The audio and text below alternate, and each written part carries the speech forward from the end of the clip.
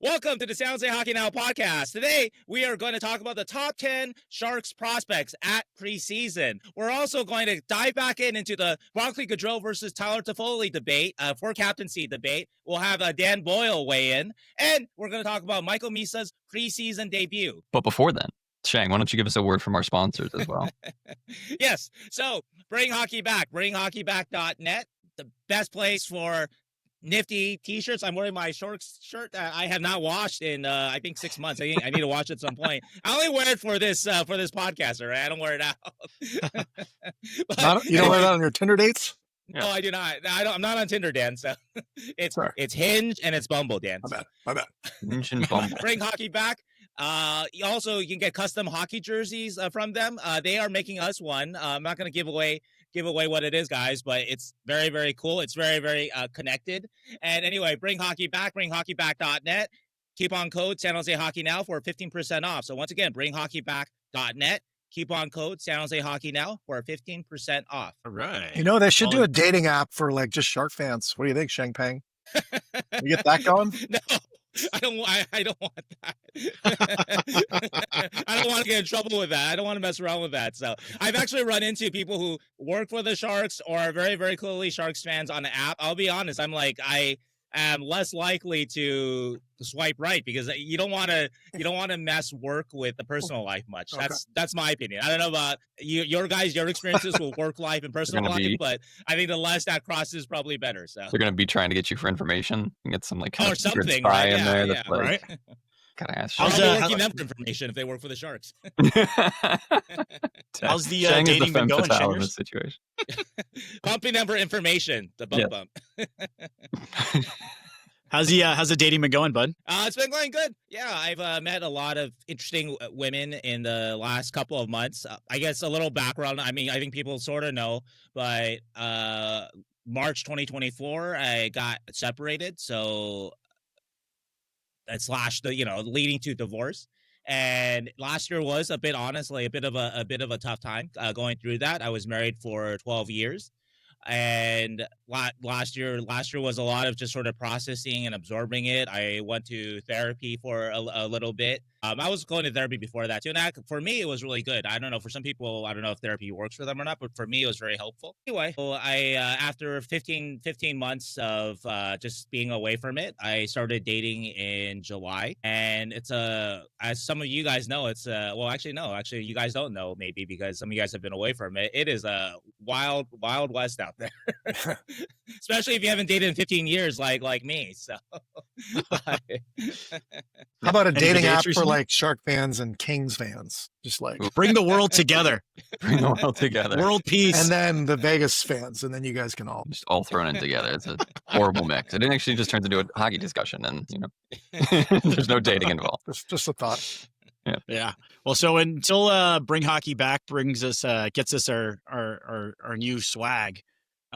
Boilers, I promised you I'd wear a band shirt. Yeah. So I brought out one of these. This is one of my favorite bands, The Liars. You guys ever heard of them? Nope. No.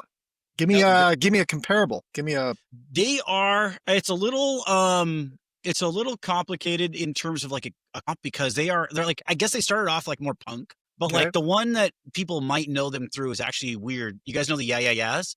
Sure. I do, yeah. Yeah, you know that their really famous song Maps. Yeah. Mhm. Yeah. Right. I That love song. that song. Yeah, I that think song's the best great. song of the decade. I argue for that. So best song So of 2000. Maps is an acronym for My Angus Please Stay because she was I know dating the that. lead singer of. Oh, Liars. that's right. That's all. Okay. Yeah, they sounded Yeah. familiar. Right. Yeah. Okay. So the Liars, Australian lead singer, founded in LA, 3-piece band, was very punk. And every album they go to a different city to record. So the album that I would tell you guys to get on, which Boilers I know you'll like because you're as eclectic and weird Yeah, as pretty weird. me in that taste. Yeah. And they went to Berlin and they got really into like the techno scene and they're like a punk band. And so they got really into drum and bass. And then they released an album called Drum's Not Dead. And it is a 10 out of 10. It is like a perfect fucking record. Wow. It is so good, so weird. It'll get you going. My favorite lyric from that album is "Your blood will tell you." It's just like, hey, whatever answers you need in life, it's going through your veins. And it's a dark album. It's a little sinister. It's funny. It's also beautiful. There was a movie with Gordon Levitt, and he had cancer. Do you guys remember this movie? 50, Yeah, 50. like back cancer, spinal cancer. Yeah. The end of that movie, they're on the rooftop, and they're actually playing one of the songs off that album in that movie. So they've done well. They're a great band. They went like punk to that weird like drum and bass to electronic. I love all their phases, but the early stuff particularly rocks. That's great. So That's I like their shirt a lot. I like when a Thanks. band doesn't sit in the same. You listen to the same album over and over again.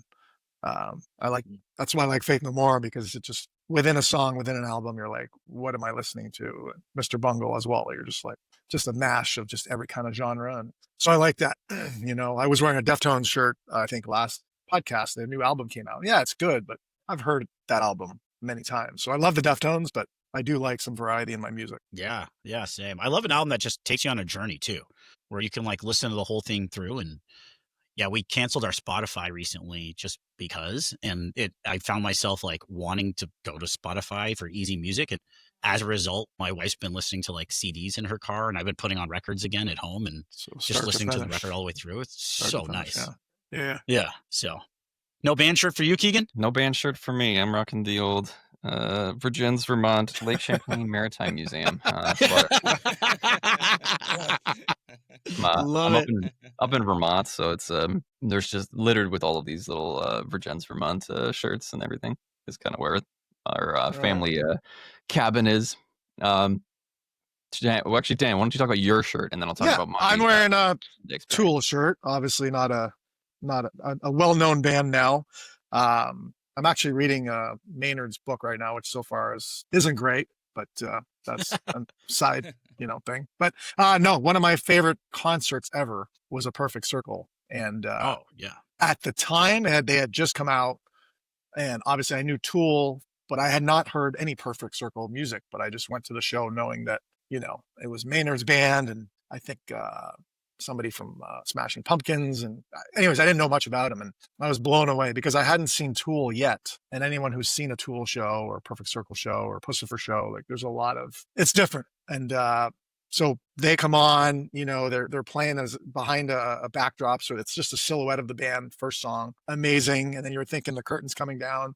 Nope. Second song, silhouette. I'm like, okay, this is weird. Third song, they're still playing, and the lights are shining perfectly, so you're just seeing silhouettes and shadows.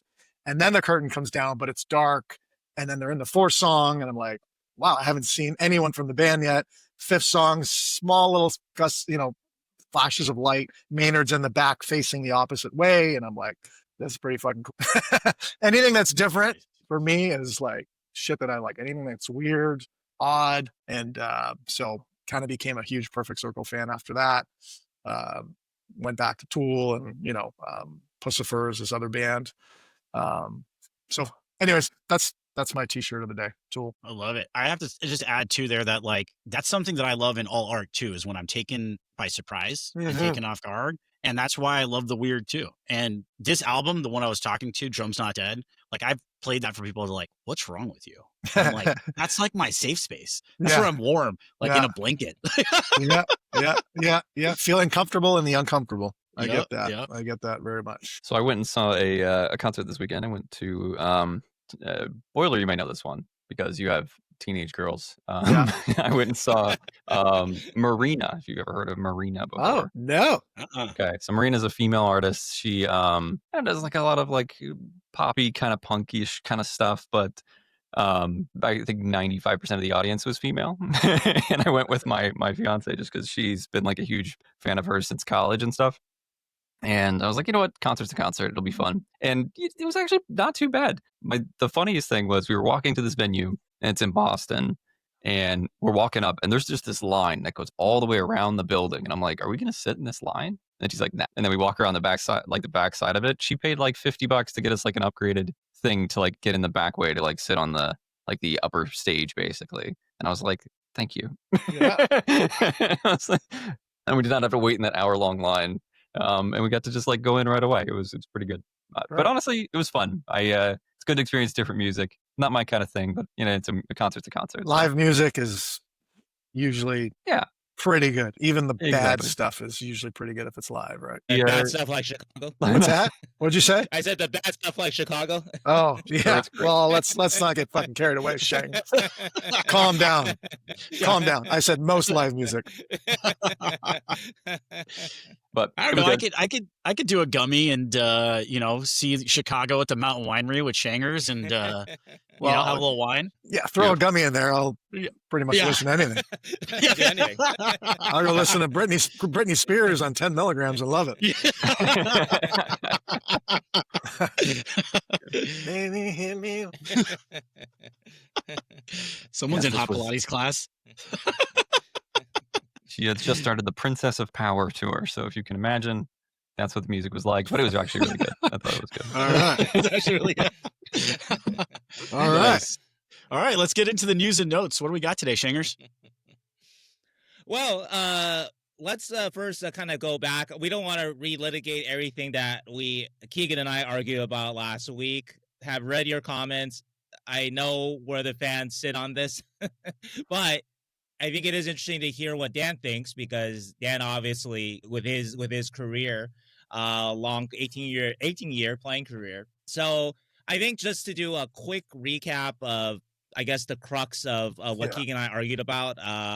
So we were debating merits of Goodrow versus really the merits of Goodrow as a captain. Really, we didn't even really get into Tyler Toffoli that much, and so keep it brief. This is my one sentence recap. That the word advocating was used a lot last week. That I guess I should have said this louder last week, but Miro Ferraro would be my choice for Sharks captain if I had to choose. But my guess is that the Sharks are prioritizing work ethic and ethos, and most importantly, Ferraro, some degree of term. And if you look at the Sharks Puckpedia, that leaves only Barclay Goodrow and Tyler Toffoli as your realistic candidates. Other people like Dmitry Orlov, Adam Gaudette, too new. William Eklund, not realistic at this point. Too young. Macklin, same kind of thing. So anyway, that is my one sentence recap. Keegan, what is your one sentence or your brief recap of your point last week? Sheng was way out to lunch. No, I'm kidding. My one sentence recap is, first of all, I think in some ways you were right in the fact that nobody, especially me, cannot definitively say somebody's like the worst player in the NHL. That was way too hot takey of me to say that. I think even during the episode, we backed that down as bottom 5 to 20% player in terms of 5v5. And I think that's more fair and more realistic. Goodrow probably was the first person to tell you that he didn't have a good season, at all. He struggled a lot at 5v5. And the Sharks did as a whole. They did. That's not anything new. But he had a very poor season. So my whole argument was basically Goodrow's on a 2-year, $3.6 million contract that the Rangers waived because they couldn't handle that cap hit for the kind of production that he provided. They waived him a year ago, and then he had another season where he didn't play particularly well, except for on penalty kill and also just providing a spark to the locker room kind of thing, which is fine. But can you make that kind of player your captain if A, they might not be in the lineup every night, if they got to be scratched for a couple of games for poor play, or if his play continues to decline, right? He's almost 33. He's already had 2 pretty significantly poor seasons in the NHL. And he has 2 more years, this year and next year. So if you're going to make him captain, you expect him to play every night pretty much. It may not be realistic that he's playing every night if you're going purely on a merit basis. So that's my argument. I think there are other candidates like Toffoli who make a little bit more sense just based on the amount of the likelihood that they stick in the lineup during their contract and provide a positive impact on the ice. So I was way too hot takey. I love Barclay Goodrow. The best story, and this is a very quick aside, that I can provide is that my current fiance, which we've been together for 6 years now, the reason why my previous relationship ended, and not the only reason, but one of the reasons is because Barclay Goodrow scored that goal against Vegas, and I screamed so loud that she came out of the room and was like, "What are you doing? Why are you yelling so much?" And I was like, "This is how I know it's over." And then so they would not have ended my previous relationship. No way. No, it wasn't like the only reason, but that's how I knew in my mind that relationship was over, because she didn't understand how happy I was that Goodrow scored that goal. So I love Goodrow. I think he's So Barclay Goodrow led you to a better life. Absolutely he did. And I'm throwing him under the bus, but that's my and he threw him under the bus last They week. threw him under the bus. But that's my point, is like, I was a little hot takey. Yeah. It's hard to say anybody's the worst player in the NHL. I think what I meant to say is he had a very poor season, and I think there are better candidates that are on the Sharks. Well, that was more than one sentence, and It was very long. Mentioned that. Yeah, so I'm not gonna rebuttal that anyway, because we don't want to get into the same death spiral as last week with our discussion. I think one thing that I will say, though, that I think it's important is that you're assuming that he's going to get scratched when he wasn't last year, just for what it's worth. So it's not like that has already started, for whatever reason, supported or not, the Sharks do not deem him as a scratch player. They have, at least they didn't, right, last year. So I do want to point that out. But this is for Dan. This is the part for Dan, I think. Unless, Keegan, you want to, well, let me interject right now. Okay, so let's let Dan jump so in. let me start. As far as injuries go, anyone's a game away from an injury, so you can't you can't base your captaincy on who may or may not get hurt. Yes, some guys are, have a knee injury or a history of something, but I don't think you can go into that with that mentality. The most important thing that I want people to retain right now is that the four of us, even myself, don't have a fucking clue what's going on in the locker room within those four walls. So to me, that's the most important thing. Barclay Goodrow might be the greatest fucking guy in the world, hardest working person in the weight room, on the ice. On the ice, I guess we can technically see, but we don't know what is actually going on in the locker room. So I know, having played for as long as I have, you can get absolutely abused by the media. Oh, he's having a terrible season. But sometimes there are reasons. Sometimes there's stuff going on in your personal life. Sometimes there are injuries. Sometimes it's something as simple as fucking opportunity. Who are you playing with? How many minutes are you playing? Are you getting the kind of minutes you need? That's getting a little more specific. But I still believe that the captain on the San Jose Sharks is not in that locker. Well, that's not true. Currently, I don't think they should be going with the captain going into next year, because I don't I think it's Macklin's C to be had, but it's still a couple years away. As for who should get the C in the meantime, if there's not an obvious candidate, and only the people in that locker room and obviously staff know who that person is. So yes, I don't think saying Barclay Goodrow is the worst player in the NHL was okay. I don't think that's right. Obviously you're basing it on statistics, and like you said, it was hot takey on your part, Keegan, but I'm here to defend the players. The players will know who. I'm running out of words. The right way to say it. But what I'm trying to say is the locker room knows how important guys are, and the media and the fans may not have a freaking clue. And so for me, again, what we talked about a couple of weeks ago, work ethic to me has to be at the very high end of the checklist. I don't think you can name a captain that's not going to work his ass off. I think you need a guy that's going to be a glue guy, that's going to be able to keep the room fun, keep the guys together, but hold them accountable. I think you need a guy that's going to have a voice with the media, and you need to have a guy that's going to have a voice between the coaches and the players, that needs to tell the coach to fuck off sometimes, and needs to tell the players to fuck off sometimes, meaning he's got to walk that fine line. So at the end of the day, to summarize everything I've just said, I just mumbled for about 5 minutes here. I don't think we know the answer to who that person is. I think the guys in that locker room do, and I think the staff does. So I know you guys talked about Toffoli and Mario and Barclay, but I guess at the end of the day, I don't actually know, because I'm not in that locker room. So I don't know who that person is. And I did mention that too in that argument, was that I'm not in that room, so I don't have an idea. That's a very important thing. We can speculate as fans and as four idiots on a podcast, I think you have your things that you want. You're right. You want your guy in the lineup. You want your guy to have played a significant amount of games, have that respect from his teammates, from the referees, from other players. And I look at the roster, and I don't, and you do want a guy that is not going to be on the trading block, right? You don't want to name your captain. He's going to be traded come March. So I don't know who that person is. There's nobody jumps out at me right now. And that's why I was an advocate for not having a captain for now. And as the season goes, as next year comes along, who knows? Rob Blake came out of nowhere and became a captain. right away as soon as, we got here in 2008. So maybe that guy's not even on the team yet, and he comes in next summer. I don't really know. So I still think they go with no captain this year. Throw some A's on, 4 guys, let Macklin get a few 80, another year under his belt. And then, we have this conversation next year again. Yeah. Let's not have this conversation again next year. Actually, but just give it to see at that point. But I don't know. There's that potential, Dan, though, that if I understand you don't want to rush it.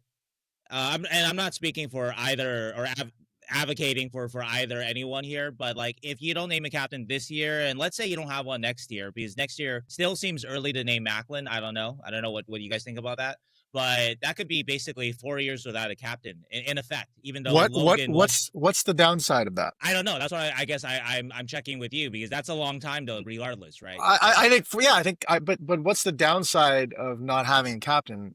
Is that the reason they're not making the playoffs? No, yeah. It's not. If that was the reason they weren't making the playoffs, then let's throw a captain. Let's throw a C on someone. But yeah, I don't think that's the reason. So the reason. If you don't have that guy identified, I don't see the downside of not having one. As long as you got the voices in the locker room that are pointing the ship in the right direction, and you guys watch a lot more Sharks hockey than I do. That's what I'm worried about. Is the team trending in the right direction? Yes. Is there shit going in the locker room the guys need to be putting a stop to? Are there guys being idiots? Is the work ethic not good enough? Are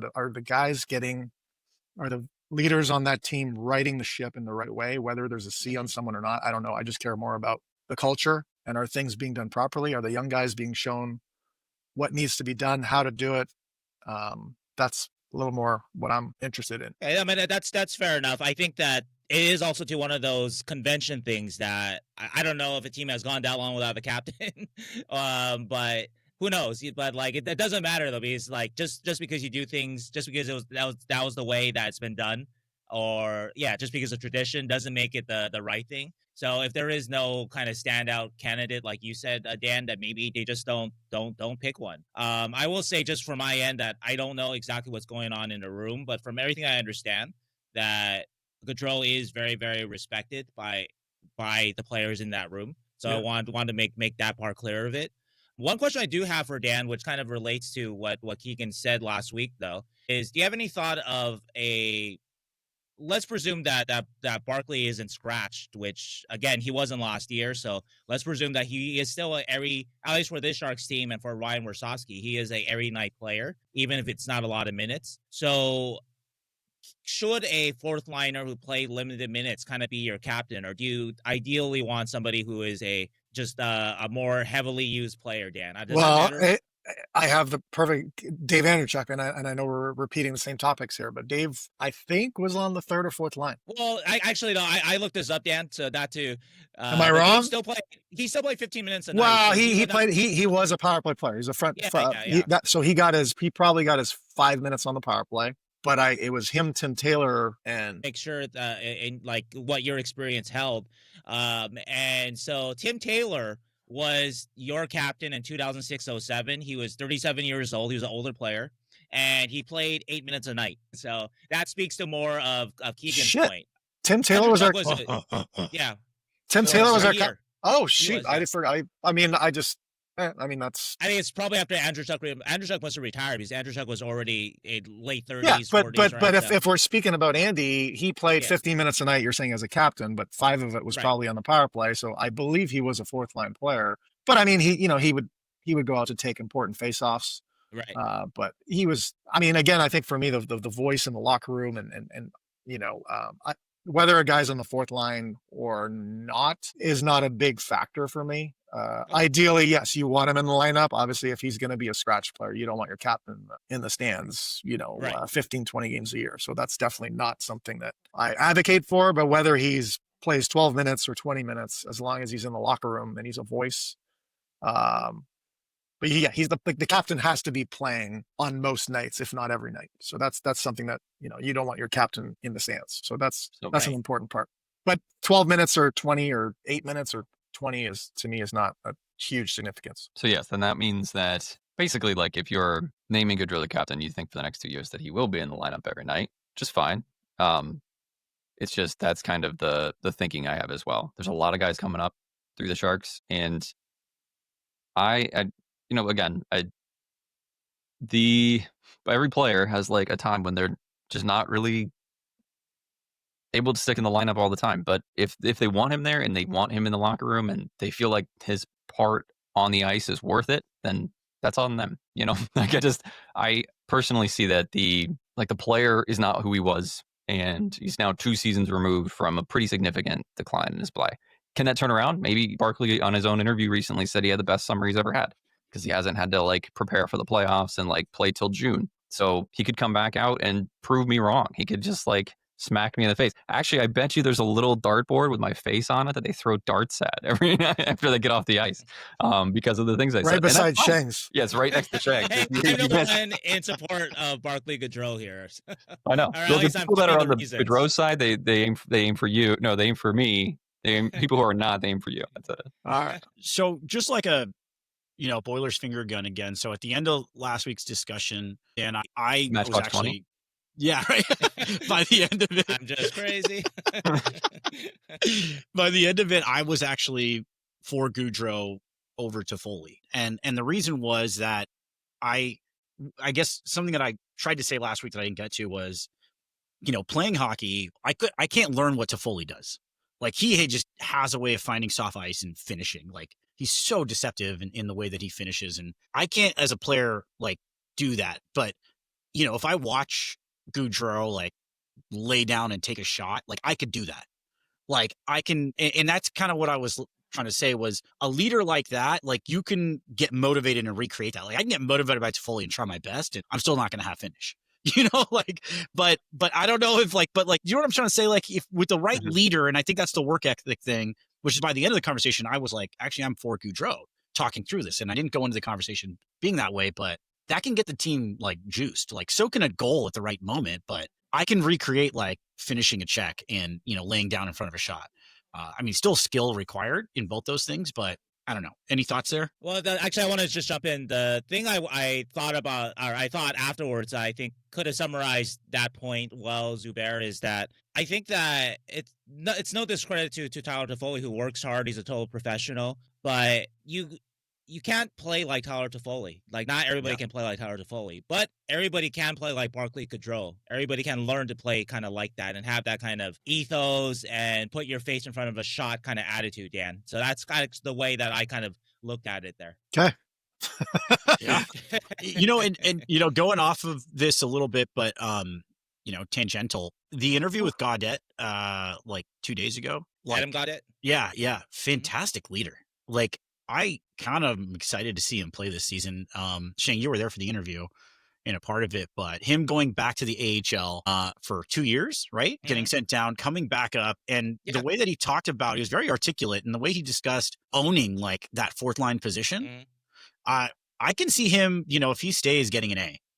I don't know yet. I'm saying it now. So we'll see after this season. So but I wanted to go back to Endo. That what is your reaction to just what Zubair and I said about sort of the that element of Goodrow is just sort of the ethos and kind of element. Look at it this way, and forget hockey. Like it just in your everyday life. Like who are you going to look up to? Who are you going to respect? It's probably somebody that works hard, I would imagine. Yeah. Somebody that has done something. Okay. Sure. Right. He has to have earned that respect. So that's why you eliminate Celebrini, because that's the only part he doesn't have. So in your work life or in your everyday life, who are you going to respect? You're going to respect somebody that works his ass off, somebody that's done something, and somebody that has a way about him and how he handles people, how he handles you individually, how he handles your opponents. There's that mojo that you got to have along with the work ethic and the respect. And again, I don't know who that guy is. I'm not in that locker room. So, okay. So there was a, sorry. I think the work ethic for me is huge. So, you guys talked about, he sacrifices his body, and that's part of it, but it's not all of it. So the other stuff is the stuff that happens between those four walls, which none of us are in there. Yeah. The gym workout, right? Yeah. There was a third part of this whole discussion too, which was my argument's always been for Toffoli.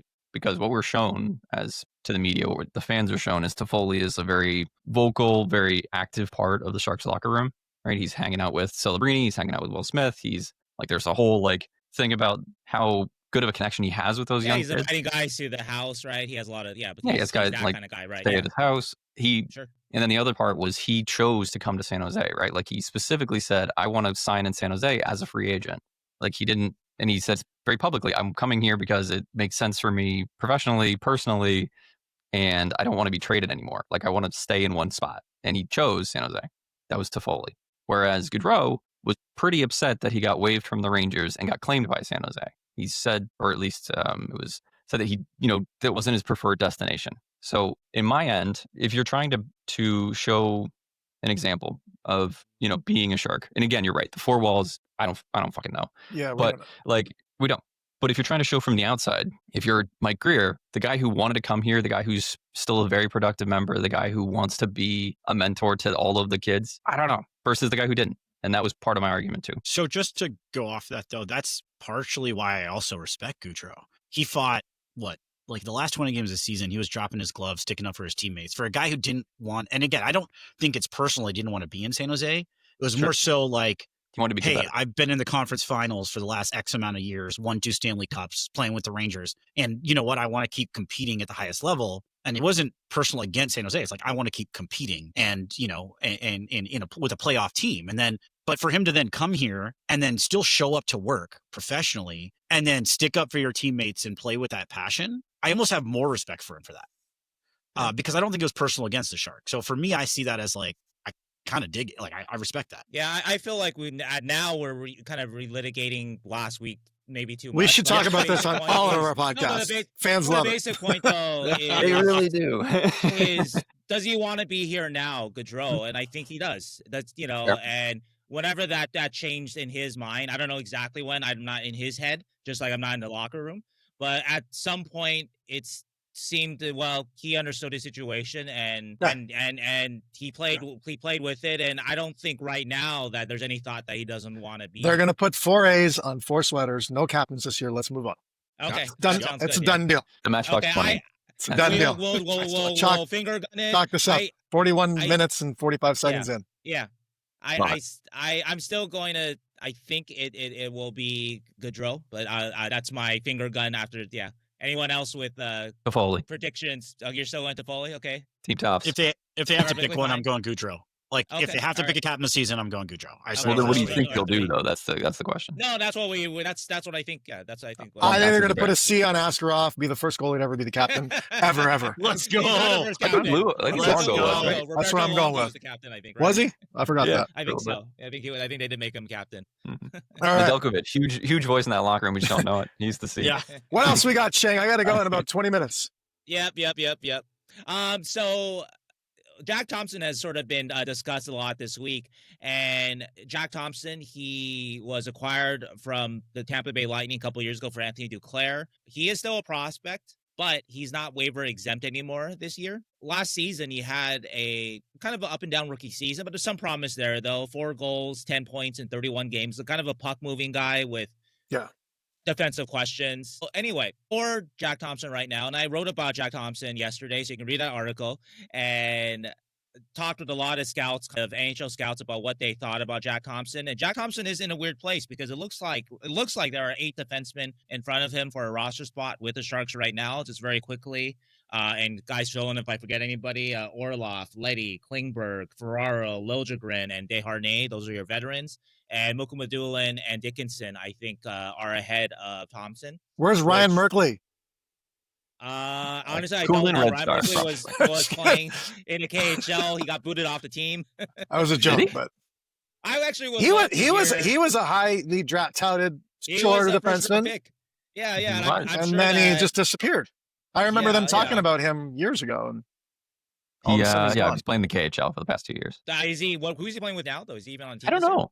He was Avangard Omsk was who he played with. He was booted off that team. Did he ever play in the NHL? Did he ever get any? He did. He played a season with the Sharks, like up and down, and he wasn't. Yeah, he wasn't very good. It was a dark time in Sharks prospect. More mistakes than like good plays. egregious, Exactly, like X amount of egregious mistakes for like one good play. Gotcha. Actually, though, it actually fits into what Jack Thompson a little bit. Jack Thompson is much better than Ryan Merkley, so I don't mean to compare the two. Yeah. But this is something that Dan can speak to, though. That like my impression of Jack Thompson. This is speaking with the scouts that I talked to too. That he's a good player. People like his game, but they don't necessarily see him though as like I need to get rid of a player for him. Like I need this guy in my lineup kind of guy. Okay. They see him as sort of like, or that's what the scouts I talked with 4 of them. They kind of had the same opinion that is he going to get picked up in waivers if he goes through waivers? Maybe, because he is good depth, but he's not a guy that like for sure you're making space for. And how it relates to Merkley. Merkley is a way worse player, like I said, but Jack Thompson is an offensive kind of player, but he doesn't produce like a ton. And he doesn't necessarily defend well enough to stand alone there either. So he's one of those kind of like maybe tweener players. And if I were to define it that way, Dan, I'm sure you've seen players like that too. That like they don't produce enough to be there for their offense, and they don't defend well enough to kind of be there more for that either. Yeah. Well, the reason I'm on the show is to draw from my personal experience, and I don't know Jack Thompson very well, but I think he should go into this camp, or they're in camp now, but like. I think it's one of those, I had that aha moment, if you will, when I got traded to Tampa. It took me 4 years to get that moment where I was trying to fit in, trying to listen to what the coaches wanted me to do. But I was that player. I wasn't big enough. I wasn't doing enough on the offensive side, and I certainly wasn't doing enough on the defensive side. So I'm going to just compare him to me for a second. He needs to have the mentality of like, unless I want to be in the fucking minors or in the KHL with Merkley, he should have the weight off of his shoulders and just fucking go. I don't know what he's good at. I don't know enough about him specifically, but unless he wants to be a career minor leaguer, career on waivers type of guy, moving around every 2 years or land in the KHL, go out there, fucking just go. Just do your thing. And back to what you were saying, Zubair, like my mentality as a player was based on 100%. If I can make 7 or 8 good plays, call it 75% of the time. Actually, I was more towards 80.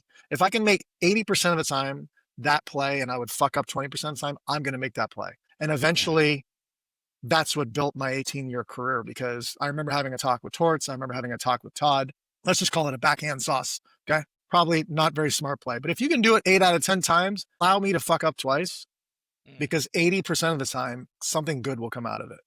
And you talked about the egregious, use a big word. If you're a 50-50 player and your risk reward is 50-50, then I don't want that guy on my team. But if somebody's going to fuck up 2 out of every 10 times, then let that player go. And so I would like to see Jack Thompson, who I don't know very well. I've seen him a little bit, obviously, with the Sharks. He's decent, but whatever his niche is, he needs to lean into it. And unless he wants to be a career minor leaguer, I think he needs to step up, I guess, to use a pretty simple term, and do what he does best, or else he is going to end up being the odd man out. So when you're that kind of guy on the bubble on the outside, you got to say, fuck it. And just like, this is me, go out. I remember when I got traded to Tampa, I was like, fuck, I'm just going to play my game. And if it goes south, so be it. I've got half a step out. I had half a step out anyways.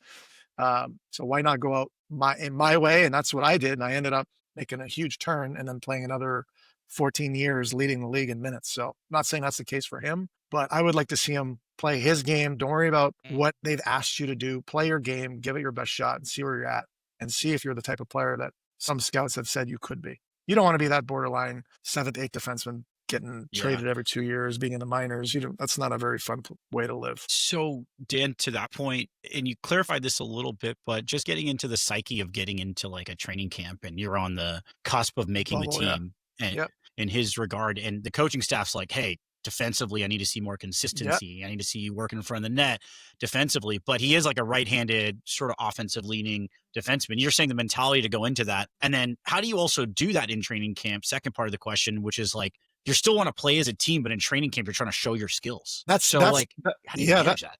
That's the hard part. And I have to use my words carefully or else it'll come off incorrectly, but it's a team game, but there has to be an individual mentality to it. So if I don't know what it's like to be Joe Thornton and Patrick Marleau and be a first overall pick where you're going to get, I can't speak for what it's like to be Macklin Celebrini. I was never that guy. I can speak to a Jack Thompson who's in training camp, seeing other players being paired together. You could tell you're group B or C. You know you're not on the radar. You know you're on the outside looking in. So you have to have that individual mentality within a team game of saying, I remember going like, yeah, you really? Yeah, you want to put me in the fucking C group? Fuck you. This is what I'm going to do. And I remember like doing spinoramas and doing backhand sauce. It was not encouraged. Well, what are they going to do? Like, are they going to cut me? They're going to cut me anyways. So you have to find that it's a fine line between individual and team. And I think that's what the really good players do is they play their own game within a team concept. Going into training camp, you can see who you're paired with. You can see who you're on the ice with. You can see if you're the A group or the B group. If you're in the fucking B group, then it should be fucking like, be yourself. Do what you do best. And if that's not going to fucking work, then it's not going to work. But I would rather go out swinging, being myself, playing my game, than go out trying to be or fit into what I'm asked to. And it's not working. I don't know if I'm saying this properly. I don't know if my message is coming across correctly, but you have to find yourself within a team game and not get lost. That's what happened with me in 4 years in Florida. I was trying to fit in, and I just, I wasn't fitting in. I wasn't being myself. I wasn't being authentic to who I was and how I was playing because I was trying to fit in. And oddly enough, I fit in by being myself, playing my game for the next 14 years. So hopefully that made sense. Or pop a gummy and watch the iPod or watch the podcast again, and it will. just rewind. Put 10 milligrams, then watch.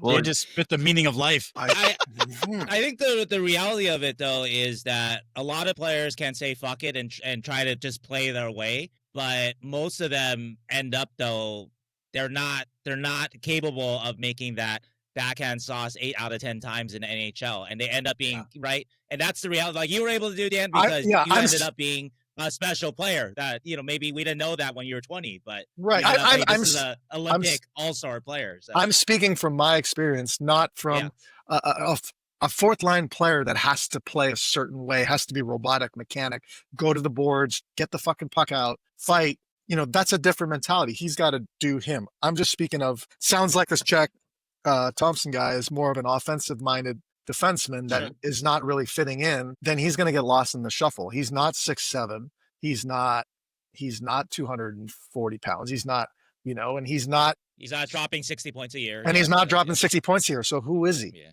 Find your lane. Yeah. And so I'm only speaking from my experience as an offensive defenseman that has skill and maybe gets lost in the shuffle. So that was my reference to him, not to the fourth line winger that's going to try to crack the team as a fourth line grinder. I don't have that experience. And Dan, I wanted to close you out. I know you got to get going in just a few minutes here. So the last question I have for you is, you were never on waivers yourself, but you've played with many players that they enter training camp. They know this is the training camp. If they don't take a job right here in this training camp, they're going on waivers or they're going to get traded or something, right?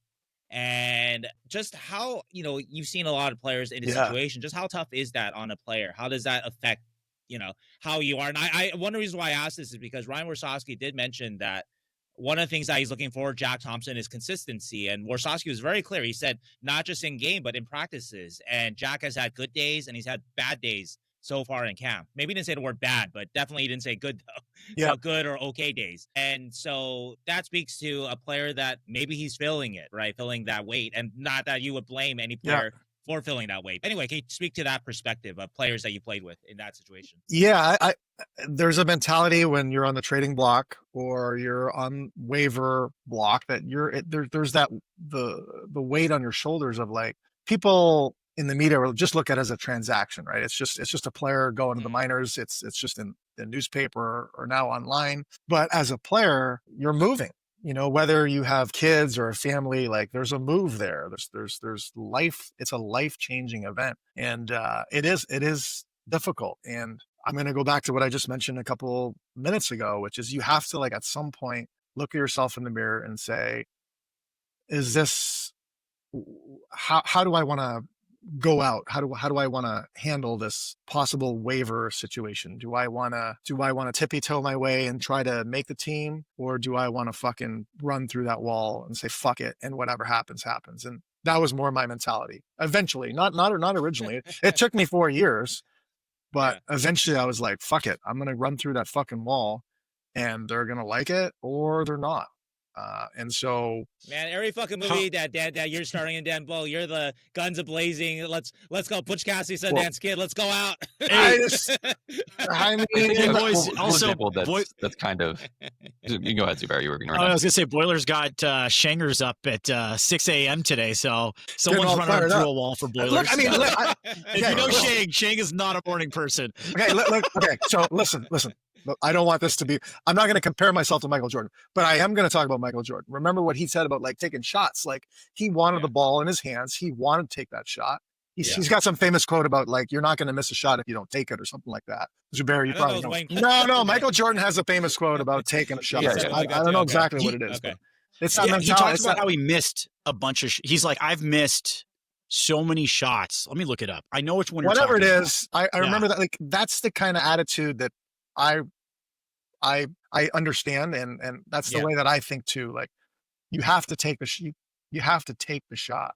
You don't. Okay, the other analogy is it's a full count at the plate for the baseball fans out there. Sure. Pitcher throws the fucking ball. Are you gonna sit there and not swing? Not, you know what I mean? Maybe it's a strike, maybe it's a ball. We don't know. Or do you want to go out swinging? And I'm more of the mentality of that you want to swing. I have a very cool example that's currently happening in the NHL. If anybody was interested, from a different training camp.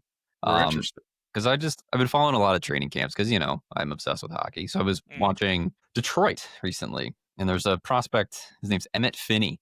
Has anybody ever heard of Emmett Finney? I really like his name. No, I don't really know that name. But because Emmett Finney was a 7th round draft pick 2 years ago by Detroit. I didn't even hear about him. And I watch a lot of, 7th round draft picks. And right now, he has basically come into their training camp and been like, fuck it, I'm making this team as a 7th round, 20-year-old player. He's like playing on their top line with Larkin and Raymond, and like every single night you can watch him just doing everything like he can to make this team. He's blocking shots, he's playing defensively, he's playing penalty kill, but he's also like showing off a bit of his skill. He's doing it, and it's like everybody in the Red Wings camp is super surprised that he came in like this. And like that's the kind of thing like I want a Sharks prospect to do, is like force your way into this lineup. Yeah, it's fucking doing it. It's yes, you have to have the skill, right? You have to be physically able to make the plays. But I think in sports, it's very mental. And and I don't know who this kid is. I'm going to watch him now because I'm super interested. But and his name's Emmett Finney.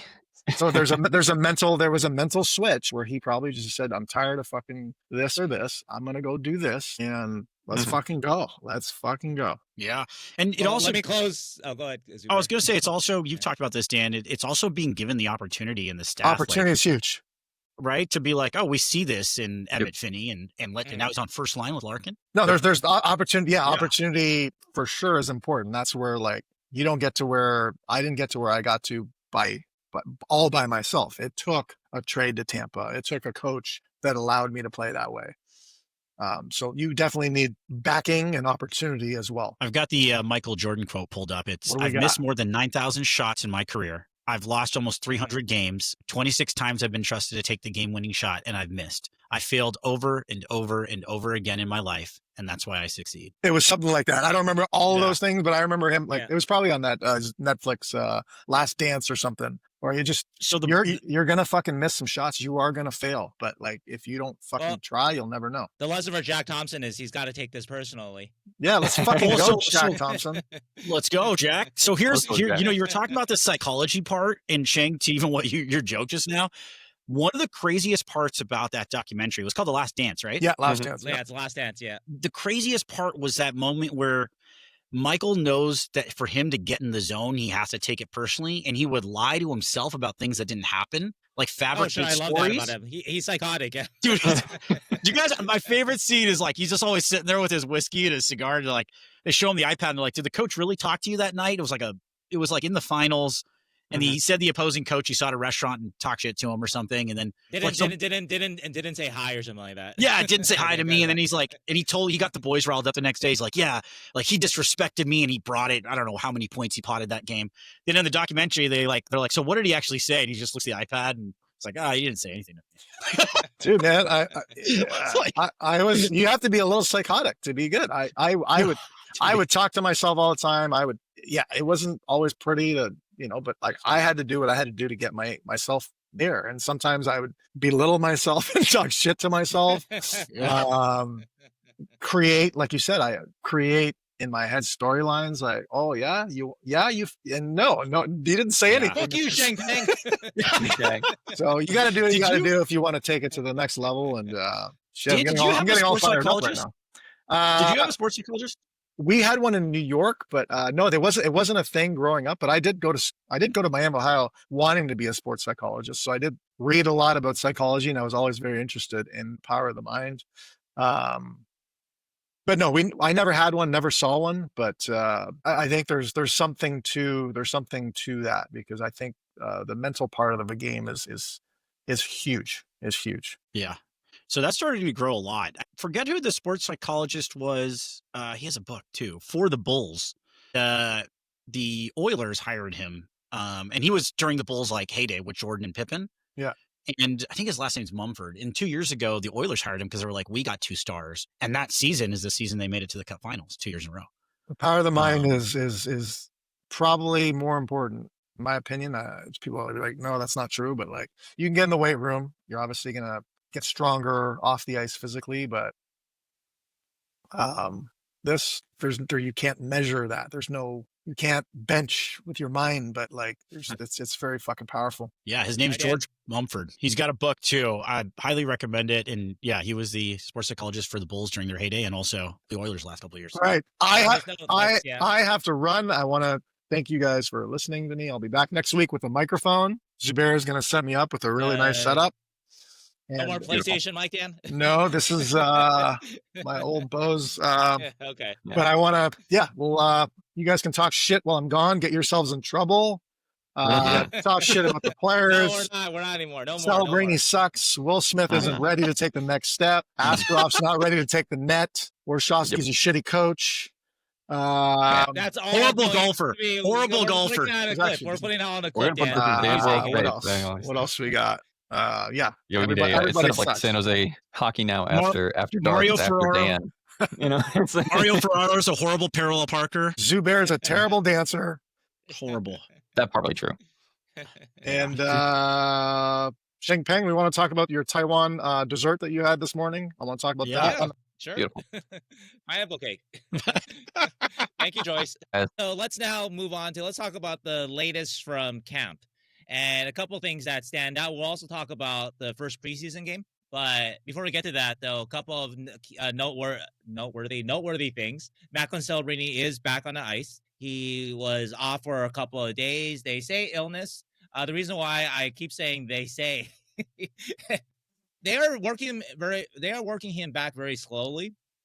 Not very slowly, but they are working him back. He's been on the ice the last couple of days in practice with everybody, but he's clearly not a 100% participant.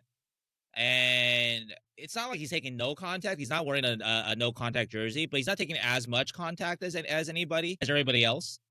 So Warshawski says that they are working him back. So I don't know what his illness was. Let the man have diarrhea in peace, all right? I don't know what it was. I have no idea. I don't want to even go down that road because I literally have no idea. But it is a peculiarity. We'll put it that way at the very least, and that we'll keep tracking. And he seems fine. He's been, like you say, he's been back in regular practice and has participated in most things in the last couple of days. So let's not red alert it. But he's still not, again, 100% doing everything that everybody else is doing yet, though. So we'll see what happens with that. Also, too, noteworthy injury, John Klingberg, a day-to-day upper body injury, suffered it in the first preseason game. In place of Klingberg on the power play, they started doing power play drills on Tuesday. And Sam Dickinson took Klingberg's place on the PP1, which was interesting.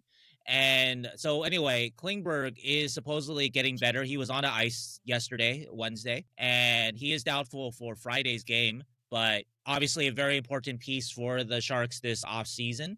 If Klingberg isn't your PP1 quarterback, which is what he was signed, one of the reasons why he was signed, then that really kind of throws that into a jumble.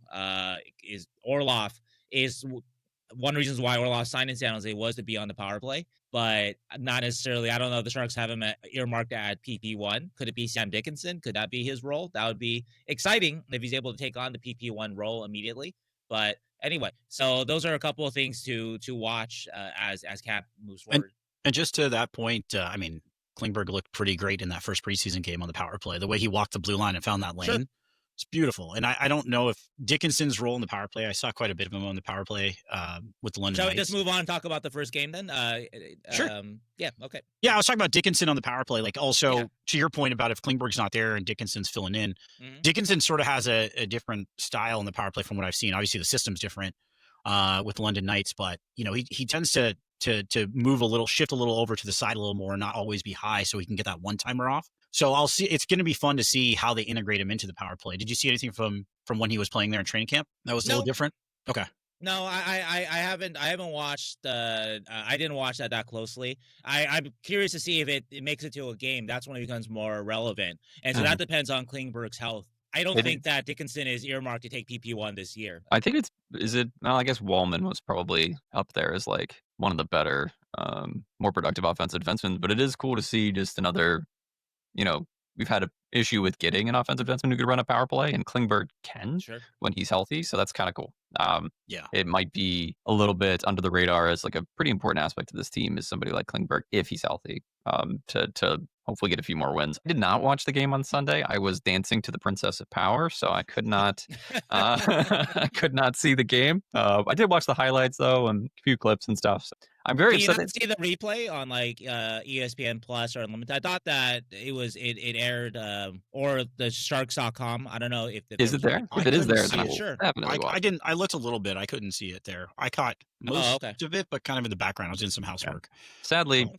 Didn't watch it. And also, I'm sad they like waited 5 more days for another preseason game. I was like, oh, cool. I'll watch it another one in 2 days. And it's Friday. Give me a game. Anyway, but been watching a lot of other preseason, you know, Emmett Finney.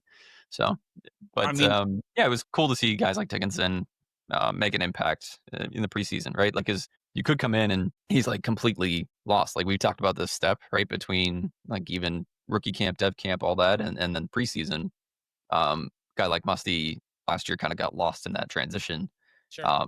Dickinson making an impact first game. So no, he absolutely isn't lost in that kind of way. I don't think that he has made that transition in he absolutely is going to be able to take a spot on the Sharks opening night and be there the whole year. At least in my opinion, he hasn't done that. But I see a lot of good from him. Actually, if you watch the highlight, of course, the pass to Jeff Skinner. Granted, that I give a lot of that to Will Smith for identifying the late man in Dickinson. I also actually underrated if you watch the play, and this is a Jeff Skinner thing, guy who scored almost 400 goals. You see him roll off his guy like that, just get open like that. That's just a guy who knows how to get open, right? Like a Tyler Toffoli, Jeff Skinner. I think similar players in that way. But anyway, though, credit for Sam for jumping up like that and recognizing that was the moment to jump up. And so, go ahead. Yeah, no, to your point, I think the whole play, you see what you're getting in Dickinson. His skating ability to lead the rush. He's very good on the rush. We saw tons of that last year in the OHL. Like for his ability to step up, his skating ability, the way he caught that pass, to me, was very impressive. Like that's a high skill play. He did not dust it off. He catches it, uses his edge work to get around the guy, one pass. If you guys watch that play, he does not dust off that puck. That is like a high-end skill play. Obviously, Will Smith had a great game. One of my favorite things was that setup, that one-touch backhand pass to Musty in the slot. Will Smith looked really good, but Dickinson on that play, I think you're like, okay, can he do this at NHL speed? Obviously, preseason, Vegas coming out with like not their best lineup. That's a nice way of putting it. Yeah, that was definitely the Vegas B team. Yeah, exactly. That was Henderson. The Sharks were playing. Yeah, Henderson. Yeah, exactly. But you saw it. You saw everything, and you kind of saw a little bit of a glimpse of the excitement of this season, right? Like Will Smith looking much more comfortable. You're looking at Will Smith at the end of his NCAA season, like the way he looked, just in confidence, his ability to find people, like one-touch passes, making plays, Dickinson on the rush, and obviously Skinner backhand, in front of the slot, knowing how to score goals. So it got me really excited just for the Will season. Smith at this level versus basically Henderson, you see Will Smith control it like he was. Yeah. It's like he was back at BC versus like Merrimack or something like that. Exactly. He knew that he didn't maybe have to go 110% and that he owned the ice when he had the puck, which was most of the time when he had the pucks. Michael Misa was impressive too. Didn't do a ton offensively, but actually what stood out about Misa was, and a lot of people talked about it at the end of the game, how he basically won that face-off that led to the Tyler Toffoli empty net goal that basically sealed the game, made a 2-0 game, 3-0. But if you watch the replay of that you watch him just get in the way of a Cole Schwindt. Cole Schwindt's 6'3", so not a small player. And Misa willed his way to win the face-off. There was an earlier play that I'm not sure if you guys caught, but also impressed me in a similar way. With about 5 minutes to go or so, the Sharks were on the penalty kill, and Misa was the last man back. I don't know who threw the puck at. It wasn't a great low to high kind of pass or whatever that was. But anyway, though, that Misa skated with and prevented Jonas Rongleberg, 6'2" player, older player too, much older player, and didn't take a penalty. Prevented Rongleberg from going in on a shorthanded breakaway, which 2-0, 5 minutes left. Ronderberg breakaway goal. That sounds like the Sharks in the third period last year, right? So anyway, I want to give Misa credit for that play too.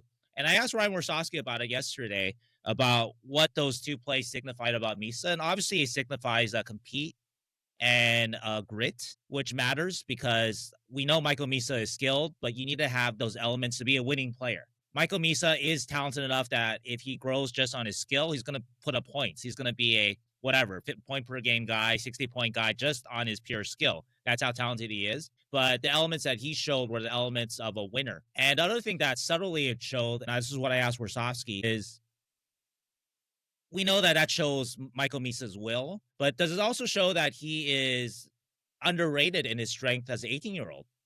Yes, granted, he was kind of hanging on to these guys a little bit. Like, wasn't exactly like he was blowing these guys up. But these are, again, 6'3", 6'2" players who are mature professional men's players, and he is hanging with them though as an 18-year-old, as a teenager.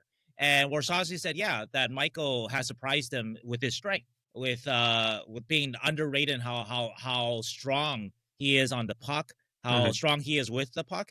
And so I think that's one of those elements of Misa that will help him translate this year to the NHL, which is why I've been consistent as I think that he will stick with the Sharks all year.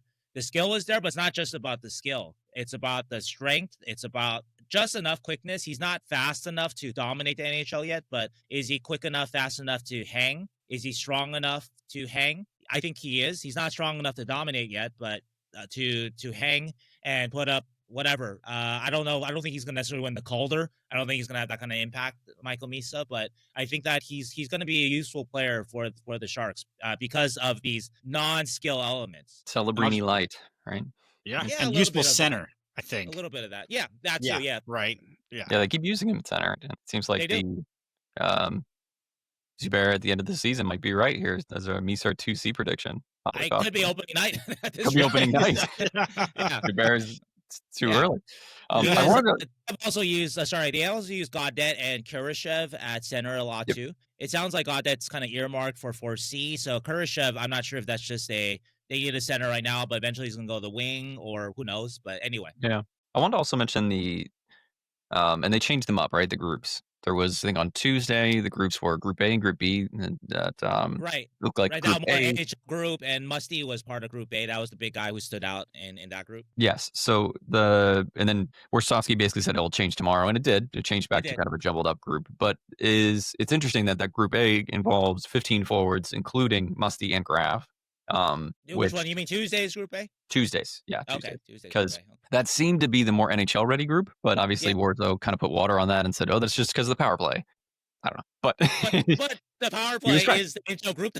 Yeah, I mean, he's correct You And the know, fact that you need NHL players to be on your power play. So a lot of these guys are going to be. and let's not forget what Dan Boyle said about the first, what he said last week about the first day training camp lines and how the coach is always like, oh, they don't mean anything. They do, because again, the coaches have all summer to think about their lines. So I thought it was cool that Musty made that group, right? He wasn't in Group B when a guy like Chernyshov was put in Group B. And I think that's something to at least mention. Afanaseyev's another guy who's actually had a good camp from what I understand, but he is what you would consider also like a borderline AHL, NHL guy. Yep. A guy like Cardwell, who we haven't talked about a lot, but obviously he has NHL experience, and he was also in that B group. So no, I think it does say a lot about Musty's camp so far. And granted, they may want to see Musty a little more with top players too. So there's a little bit of, hey, he's been good. And so it's not to say that Musty is going to make the opening night roster, which I would still predict that he won't. But he certainly has like taken a step from a very clear step from last year. And there's a consistency to it that's really important for any player. I mean, we've talked about Jack Thompson. It could be even a Ryan Merkley, any of these players, right? Like when they're at their best, of course they have NHL talent, but they've got to do it like, well, let's go to what Dan Boyle said, 8 days out of 10, 8 games out of 10. That's not exactly what Dan said, but it's got to be a lot more consistent. I want to add with Musty that Warsawski did say very interestingly that Musty's game in the preseason debut, or I'm sorry, the Sharks preseason debut was a little up and down. He was pretty honest, candid about Musty's game. He said, if I remember correctly, that Glut didn't really love Musty's second period. I think he said he had a good first period. Second period, he kind of went back to the things that we've talked with him about, like kind of soft plays in the neutral zone that turned into counterattack turnovers. I noted one of those plays in my notes. I think it might happen in the third period, though, that I saw it. But anyway, a play like that where Musty is trying to exit and he's trying to make a play through the neutral zone instead of kind of just making the next play, maybe the safe next play. And he's going for, I'm not sure exactly who he's trying to hit, but he turns it over, trying to make the big play through the neutral zone. And it's a counterattack for Vegas, which you can't have. Anyway, though, then he said that Musty bounced back in the third period. But what was interesting about that is I asked Warsawski, I think it was yesterday, I asked him, between the second and third period, you mentioned that Musty kind of turned his game around. And so did one of the coaches talk with him? And Warsawski said, I talked with him.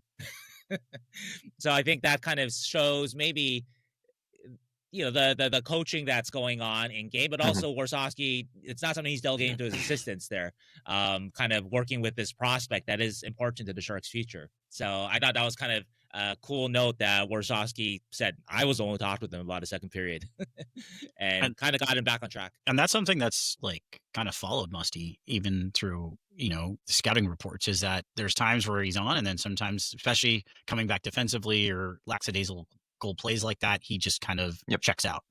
And to see like Coach Warsawski see it in an entire period, I mean, a little concerning, and obviously you want to see him continue to develop, but that has been the critiques even when we had our OHL experts on about him. I'm going to step up though for Musty here, though, that he's been pretty consistent in this camp, and not everybody's, you're not going to have perfect periods every time or perfect practices. Just based on what Warsawski has said and what I've seen, he's been pretty consistent though. And so I'm not going to dock him for whatever, an off period or an off.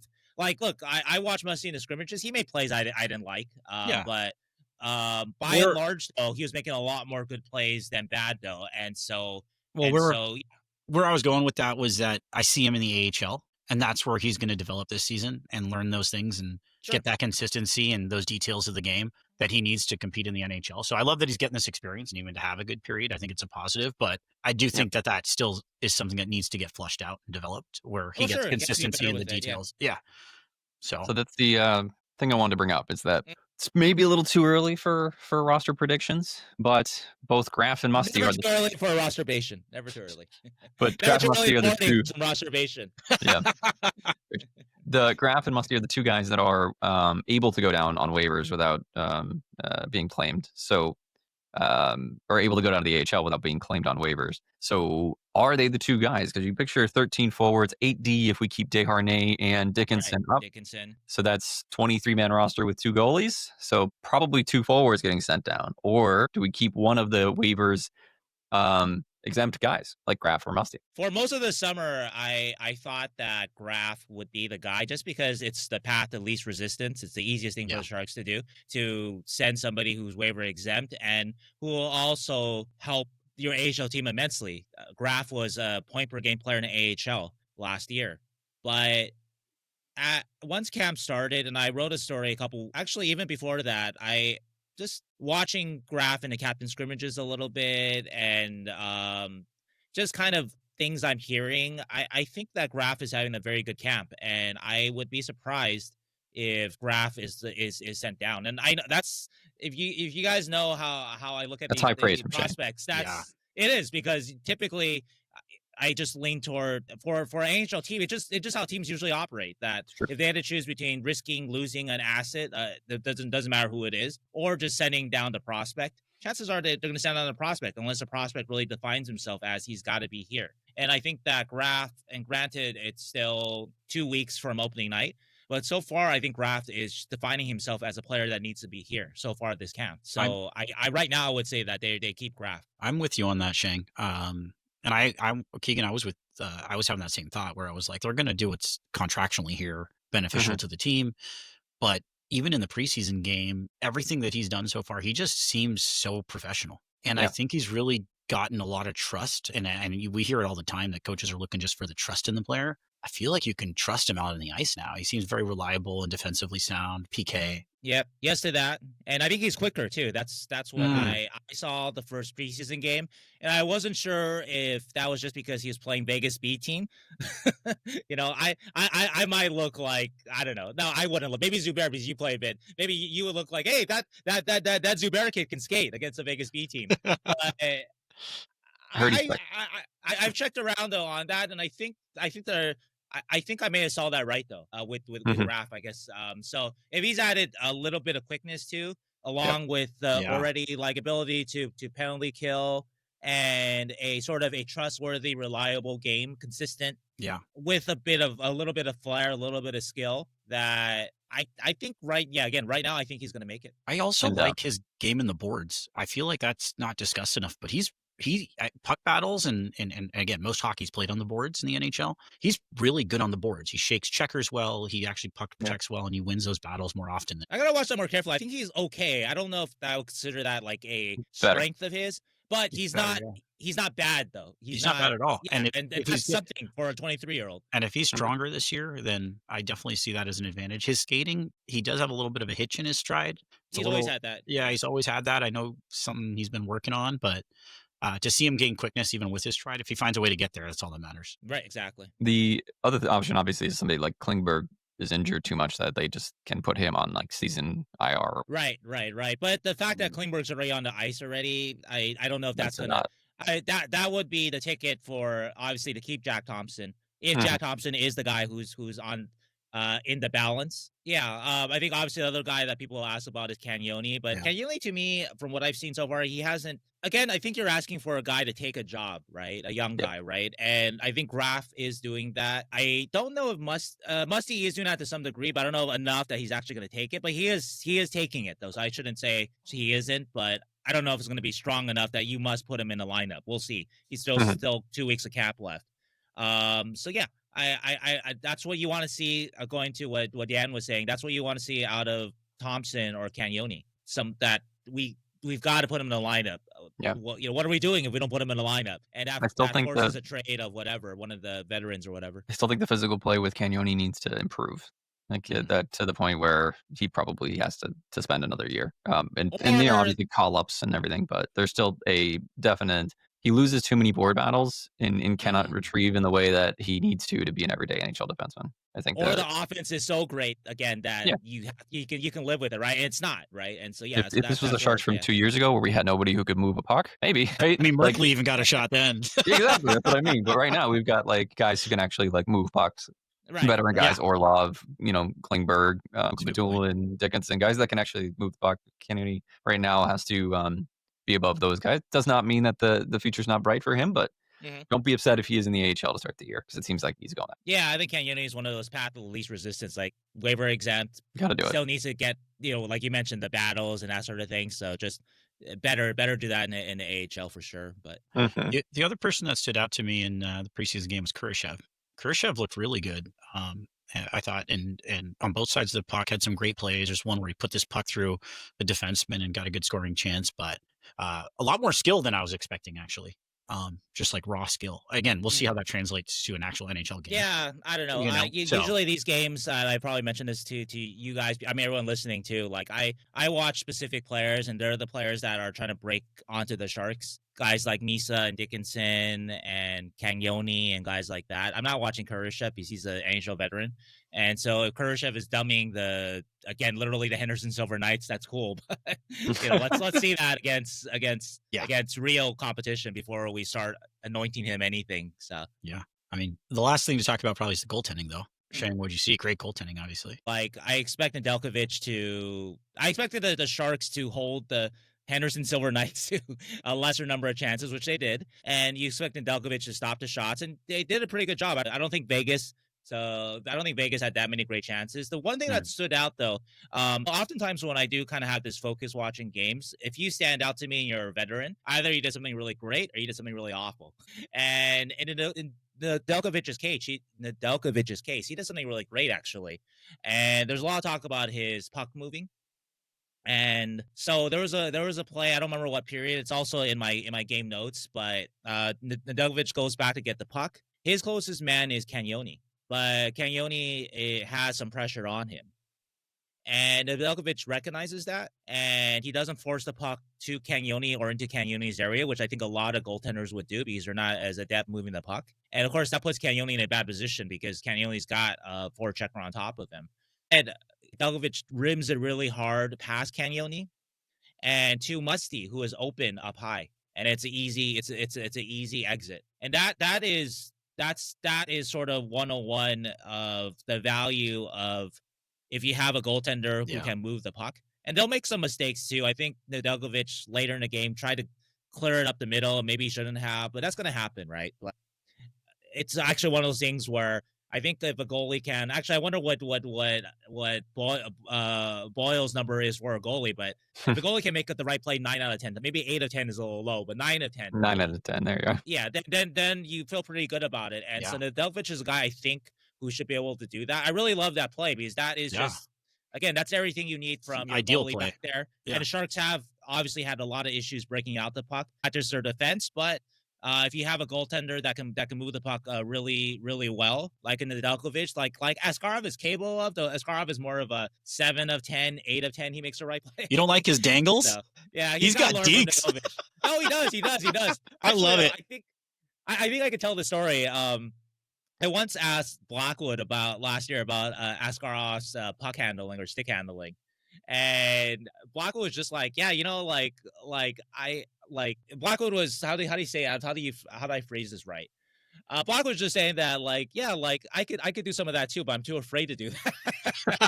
and he was just making a point that goalies, that's kind of beat out of you, right? That kind of ability to move the puck. So if you make it to the NHL and you can still move it like Nedeljkovic can, or another guy who made it to the NHL was actually very underrated, Aaron Dell was a really excellent puck mover. Then it's a real genuine skill. And so it hasn't been. It's with Askarov. It's going to go one of two ways. Either just going to get beat out of him, where they don't let him do it anymore, or he gets more consistent at it, and he can make that right play 9 out of 10 times. And so either way, right? So we'll see what happens there. But if it goes in a positive way with Askarov this year, in the puck handling sense, that is going to be a real asset for the Sharks to have two guys that are aggressive handling the puck and who are hopefully good with it. And it'll be good for their development that they could talk about it and make those reads together. And I think that's really important for Askarov's development too, to have a goaltender that he could talk to about these plays and when they go bad, when they get rod, what are they reading, what are they looking for? Right. So. Right. No, absolutely. I think that's an underrated part of the Nedeljkovic signing. We talked a lot about the chemistry part, but also too that specifically in the puck handling area, that Nedeljkovic is really good at that. And that's kind of like Sam Dickinson can learn from a defenseman like a John Klingberg about puck moving, right? Yeah. Or Shakir and Orlov. There seems to be a lot of this direct tandems going on with the Sharks right now. That's kind of exciting. Right. Yeah. Yeah, you don't think about the stick count or the puck handling with a goalie, and that's something that you need to kind of pair with Askarov. But actually, yeah, it can be. So that is actually a good thing. I'm super excited. Like just it's a good. It feels better this training camp than most. Like last year felt good, but I just feel like the team is a little bit better constructed. It seems like, than the past few years. We'll see, right? But it just feels more cohesive. It feels like Or we just have like an actual. constructed for winning. Yeah, more constructed for winning. How's that? Whatever we were doing before. It was constructed before, but for Celebrini. For Celebrini. Draft pick. I thought last year's team was constructed logically too, and we've talked a lot about this. But this year, I would say it's a better construction. Yeah. I like the emphasis that Mike Grier did make in the summer with more puck movers. Yep. Whereas last summer he added Jake Wallman, but then after that, I was like, well, we're still going to go with the Glass and out guys, which were fine. The Sharks were more competitive with your Cody CCs and they still Jan Ruda. But this summer, we have a little more skill. Macklin, we know Macklin's really good. Will Smith is emerging, et cetera, et cetera. William Eklund's emerging too. So let's get them guys that can get the puck into their hands. And so I think we should see an improvement there. And they haven't lost too much of just the defending like competently because they still have Desharnais there. Ferraro, they did keep Ferraro. So I think that, and Orlov obviously is a very two-way capable. Yeah, can understand that, right? Like now that Ferraro doesn't have to eat every single minute, and you have a guy like Orlov who can eat a lot of tough minutes too. That's huge for the Sharks. It hasn't been that way. Should be. Yeah, it should be. If he's able to kind of hopefully. Yeah, Carolina wasn't the best experience for him, but he still was playing close to 20 minutes a night on a top team. So even if it wasn't a seamless fit there, he was, he's still okay there at least. And so hopefully here gets even more playing time, that it's going to be good for Orlov. Yeah, they really need him though. If he can kind of turn back the clock a little bit to his Washington days, like even close to that would be huge for the Sharks to have like a guy that is like would be top 4 on every single team in the league kind of player, which they haven't had really. I guess unless you count a Wallman or CC barely, but yeah. Anyway, Orlov can be very good for sure. Just wanted to, while you mentioned Mike Grier, just wanted to pass our condolences on to Bobby Grier. Passed away on September 22nd. Dad of Mike Grier. Yeah, coach, professional football executive. That's where, Mike and Chris, I learned a lot of their sports management. So. Heavily involved with drafting Tom Brady and JJ Watt. So yeah, fantastic career, and just passed our condolences from San Jose Hockey Now. All right. So from there, we wanted to get into top 10 prospects. So we had to say goodbye to Zubair for the time being. So we've cut our show from 4 people to 3 people, now to 2 people. Soon it'll be either one of us just talking. Slowly, the true leader of the human centipede is emerging. Yes, whoever's left is the head or the butt. I don't know. Whoever wins the captaincy, Goodrow to Foley's. Yeah, they're the head. Well, I guess if Dan left first, he's the head, right? He's like, I'm out, So Zubair gets to be the second there. Anyway, Sheng, we're going to do our top 10 Sharks prospects, as well as some honorable mentions, because people love the honorable mentions. If they don't get in the top 10, they want to hear about them regardless. I think it's been, I don't know, maybe after the draft that we did this, or was it? No, we do it at post-trade deadline and a preseason. Yeah, so it's every 6 months or so. So there's been some changes, right? We've got some new additions. We've got some hot takes, some changes that have occurred in the summer, even though there's not a lot of hockey to be played, but just some changes. So I think we'll have an interesting discussion. Let's start with our couple of our honorable mentions, guys that didn't make it into our top 10. And just so you guys know, our cutoff for number of NHL games is 50 games, which eliminates Ostapchuk. He's the main one that might have been considered, but he's not in this one because I think he's at 63 or something like that. We have left Graf and Mukhamadullin in, which is debatable, but they are well under 50 games. I think Graf is at 40, Mukhamadullin's at like 33 or something like that. Yep. And also too, Askarov is also part of it too. Yeah, and those guys, even though we expect them to be big contributors to the Sharks this year in some fashion, still not there yet because it's preseason, so it counts. It gives us more people to talk about. Next 6 months will be interesting with a lot of graduations probably, but we'll see. I have like a tier of guys in that last little segment that encompasses 8 through 13. I don't know if you got like a similar kind of thing, but there's 3 names I want to talk about other than a whole bunch of other guys that are still important, but three guys that could have made the top 10, I think, realistically on my board. Yeah, before you do that, for me, the way I think I have it tiered is I basically sent a top 10 and honorable mentions to 5 league people. And the last 2, I got my mind changed on them, or at least I had a lot of like, I don't think so. So a lot of kind of pushback, and so that kind of made me kind of rethink things. Interesting. So for me, I would say that there are also 5 people that could have been in the top 10. So it's similar to yours, but I think what might be different though is that it's maybe it's similar to yours. Actually, well, I'm curious to hear your names. But before we do that though, do you want to go with sort of the guys that really not in the top 10, but are obviously still good prospects? Yeah, like not even the honorable mentions. These are just like the guys that I still think have some degree of possibly getting the top 10 eventually, but probably aren't there right now, in my opinion. There are still honorable mentions. Let's not dishonor them, but they're not the most honorable mentions. Yeah, they're the if you're getting magna cum laude, they're in the cum laude. How's that? They got no top 10 votes, I guess, from the 5 people that I reached out to. So that's maybe for me, that's how I'll define it. So I don't know about you, but yeah, guys like this might be guys like McKinney, Brandon Svoboda, Carson Wedge,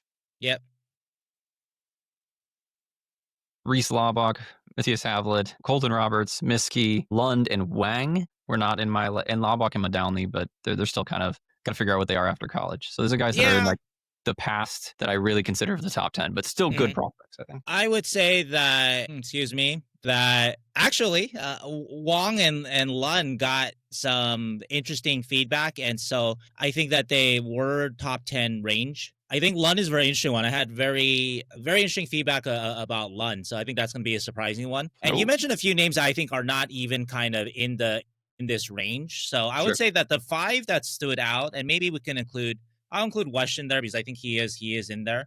Yeah, for sure. So there's 6 names that kind of stood out that they are not top 10. They weren't necessarily considered for that, but they're close enough though that basically they are like, if you consider like there's the elite tier, there's the, obviously Michael Misa tier, there is the kind of top 10 tier guys that would be considered for that. Maybe if they didn't even make it, but they would be considered for it. And then there's, let's say, a 3rd tier, right? And so there's 6 names that stood out for me, or that I sent to people, and they are Eric Pohlkamp.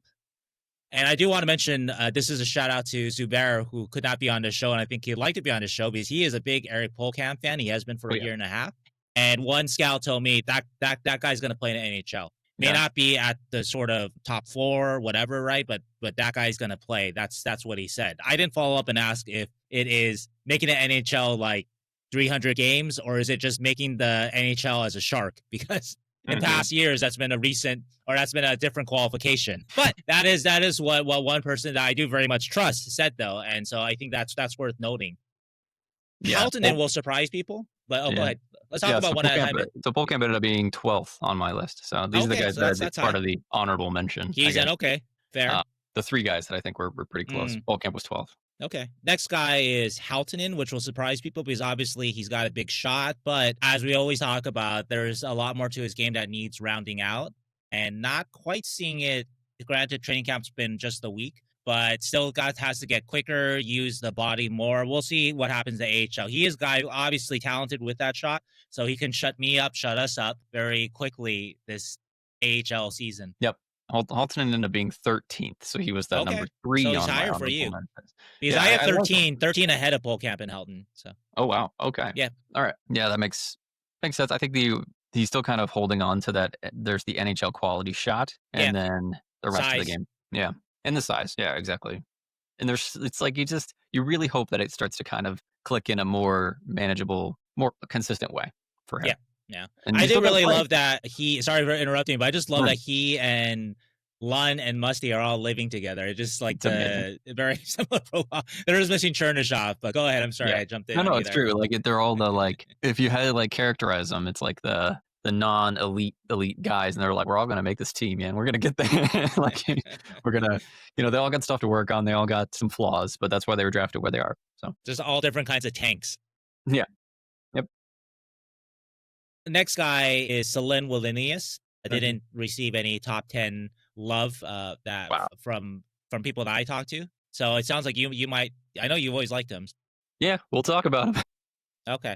Yeah. Again, these so all the names I've mentioned here are my top 13, and these 5 names I'm going to mention. I didn't include Wesh on my list, and no one said, "Oh, you got to include Wesh," but I'm going to put him up here also anyway. a Zubair favorite, so we got to shout that out for Zubair. Yeah, it is a Zubair favorite. But next is Cardwell. Yeah, but again, no one's like, hey, you got to put Cardwell in your top 10. So, okay, so he's not. And he wasn't in my original top 10 either. And finally, McKinney, same kind of thing, where a good prospect for sure. And one of the things that this exercise does show is that the Sharks system is really, really deep, even without Macklin and including Will Smith in these kind of lists. Yeah. So that it is kind of indicative of that. But anything to say about Cardwell and McKinney, or Wetch too? That's Yeah. So Wetch and Cardwell similar. Like in my eyes, Wetch has a little bit more bite to his game, a little bit probably a better shooter overall. But Cardwell's got a little bit more playmaking. So I like both their games. I think they have qualities that can make them into like bottom 6 NHL players. That's kind of their ceiling. And you really hope for Cardwell that this year is the step that he starts to get those more regular call-ups into the NHL, but it is looking tough with how many guys are around that are kind of filling those roles for the Sharks right now. So, but he was 19th on my thing, Cardwell. Okay. So in that top 20. He's in the top 20, yeah, for sure.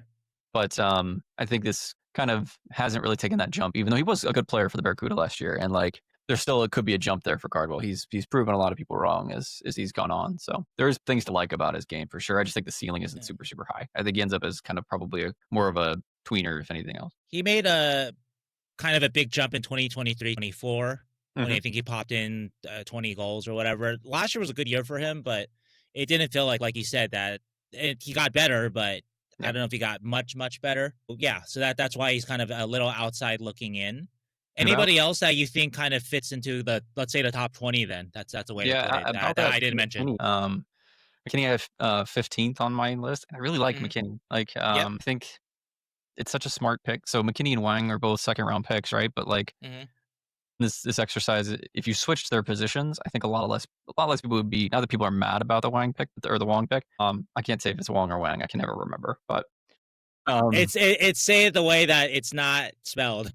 Wong. But if you flip the positions, right? Like Wong is a late second and McKinney's an early second. Honestly, I think you're getting like into the weeds there. I think it's a really good pick where they got McKinney. I think he could have possibly been in that 30 to 40 range. Really solid player. Looks like that prototypical 3rd-line forward that Mike Grier does love to target and draft and try to develop. And I really he looked really good throughout the year last year. And I think this is going to be a big year for him. I think he's going to have a progression up these charts. He's just a very smart, solid player who doesn't shy away from contact, plays the middle of the ice. I like him a lot. So I think he's got a chance too as a bottom 6er, but more in that like 3rd-line role. It's just going to take time. Oh, and I actually miscounted. So I have 2 that I was debating, 2 other names I was debating in the top 10. So that's maybe different than yours. So anyway, though. So anybody else you think are top 20 caliber though? Like, I don't really know if Havlet belongs in there. Guys like that. Anyone else you want to mention? Yeah, my list is ordered like 1 to 20 and then honorable mentions after it, even though we're doing 1 to 10. Okay, I did 1 to 10 and then I didn't really do like the 13 through 20. With the names I just said, Pohlkamp, Halttunen, Selin, Wallinius, Cardwell, McKinney, and Wetch aren't in order for me. They just didn't make the top 10. Yeah, I think Colton Roberts, it looks pretty good. A lot of games that I've watched of his, prototypical size, improving play. I think it's long-term bet, but he has enough smarts and enough skill that I think that there's something there. And that's what they were betting on way back then in the day as well. So I would put him at 20 for me. Okay. But other than that, I don't think so. Svoboda is I think he had a great year. It's kind of underrated how good his year was, but like he wasn't amazing in college in terms of production. But if you're looking for that 4th-line player, there's probably a future for Svoboda in the league in that regard, because he's got great defensive stick. He's face-offs. I think he can be that kind of guy. Your Nico Sturms, your Luke Glendennings, your those kind of guys. I feel like there's a future for Svoboda in there too. So doesn't mean he's top 10 worthy, because like his ultimate ceiling is probably 4th line, but still a good bet. We'd be remiss in not mention Muldowney too, who had an incredible season with Connecticut last year. But granted, his size, does that translate? You can score as much as you want in NCAA. Doesn't mean that'll translate to pro hockey, but he did have an incredible season. And Reese Laubach might be centering the best player in the country next year. Is that what they're doing? He played up and down between their 1st and 2nd line last year in terms of center.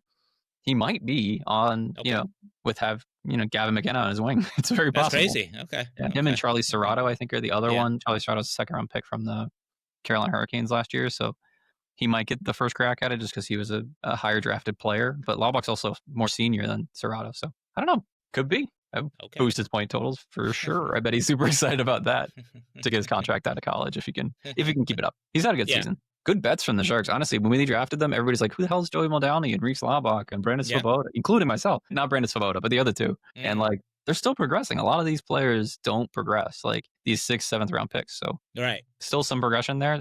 Great work. Richard Gallant was a good pickup too in the 7th. I think he'll have a similar progression, even if he is very tiny. And then Nate Miskey was another one, but he's more of an honorable mention pick for me. Okay. Like Honorable mention of the top 20. Yeah, like in the 20. Okay, so let's then move on to that just missed the top 10. And there's going to be more discussion here because I think this is interesting. I have just a couple of names, obviously, and so do you, but I think they're very interesting names. So I'll start first then.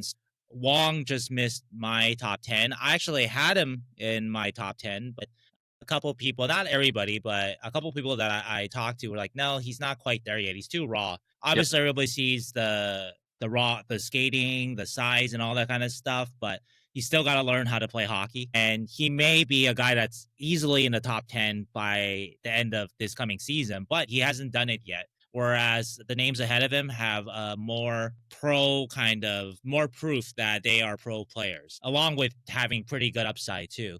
And so Wang is a guy that just missed for me. One quote that the scout mentioned is just basically, he's fine, he's talented, and he will improve, but he is a long, long way away. So there's two longs there, so it's not too bad. It's not a long, long, long, long way away. Yeah, I long, long way away. Completely agree with that statement. I have Wang at 16th, which is probably too low for myself, but because ahead of him is guys like McKinney and Lund, Halttunen, we talked about Pohlkamp, and then we'll get to the rest of the guys. So like those guys just seem like they're closer, and the Sharks prospect pool is so deep right now that like, I don't know. I think the ceiling with Wang is there, but there's a long way to go. So you're right. Maybe in a year or 2 years, he's inching into that top 10, but right now we got a bunch of dudes up there that are close to the NHL. And with Wang, it's like, there's like an all or nothing kind of bet here. Like, so I would put him down a bit lower, but I do see the upside. I think even between the 2 games that he got in the rookie face-off, I think between 1 and 2, I think he improved a lot. The first game was really rough in my eyes. The second game was a lot better. So I think that's not unfair for you to put Wang so low because he's one of those guys where if you put him high, you're just kind of thinking, well, he's a 2nd round pick and he has a couple of outstanding tools. But if you put him lower, you're thinking, well, this guy just doesn't know how to play pro hockey yet, which is they're both true. And so I think that's legitimate. I probably was aggressive even putting him in the top 10. So, and I probably mention this every time we do this, that the reason why I want my list vetted is I want people to say, yeah, this guy is not there, or to tell me like, hey, you missed this guy. This guy definitely should be in your top 5 or top 10s. Anyway, so So, okay, so I think we agree on Wang. The one that's okay, so next thing I'm going to bring up is actually, this has surprised me, and I think it's Cam Lund. And I think that we in the media, and that includes you, Keegan, like that, we've kind of slept on him a little bit because he didn't dominate at Northeastern, which you kind of expect a college player to do so, but you can argue his team wasn't as strong, right? But anyway, that like it's not like he was a Hobie Baker, like one of the final 10 or whatever, right? That kind of deal, right? But as I was reminded, I had 2 of the 5 people, and again, people I very much trust in this realm of judging prospects. 2 of the 5 put Lund in the top 10, and that might surprise a lot. It might surprise you. It might surprise a lot of Sharks fans because I think that we've heard so much about similar-ish profile players, but who are more recent, like Musty, like even Halttunen more, because Halttunen plays for London, Chernyshov, obviously. So can kind of used to hearing about these other guys more. But you forget with Lund, though, this is what I was reminded of talking to one of these sources, that you look at him and you see him skate, you see him shoot, you see his size, and there isn't anything that he like at least in that very basic sense, there isn't anything that he can't do as a hockey player. He's not like he's faster than Halttunen and Chernyshov.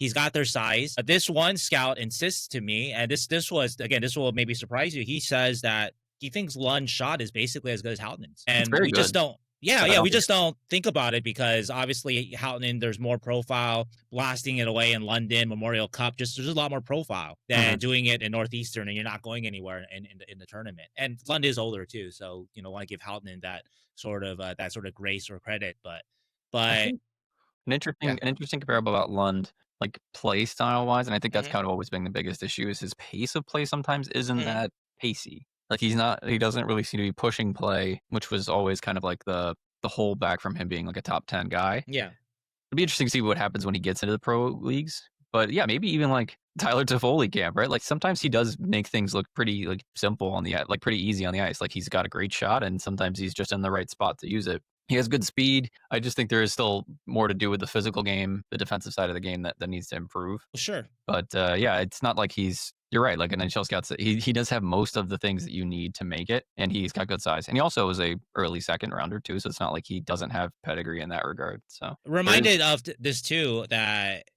this is what I was told to me is that he's a really good athlete too.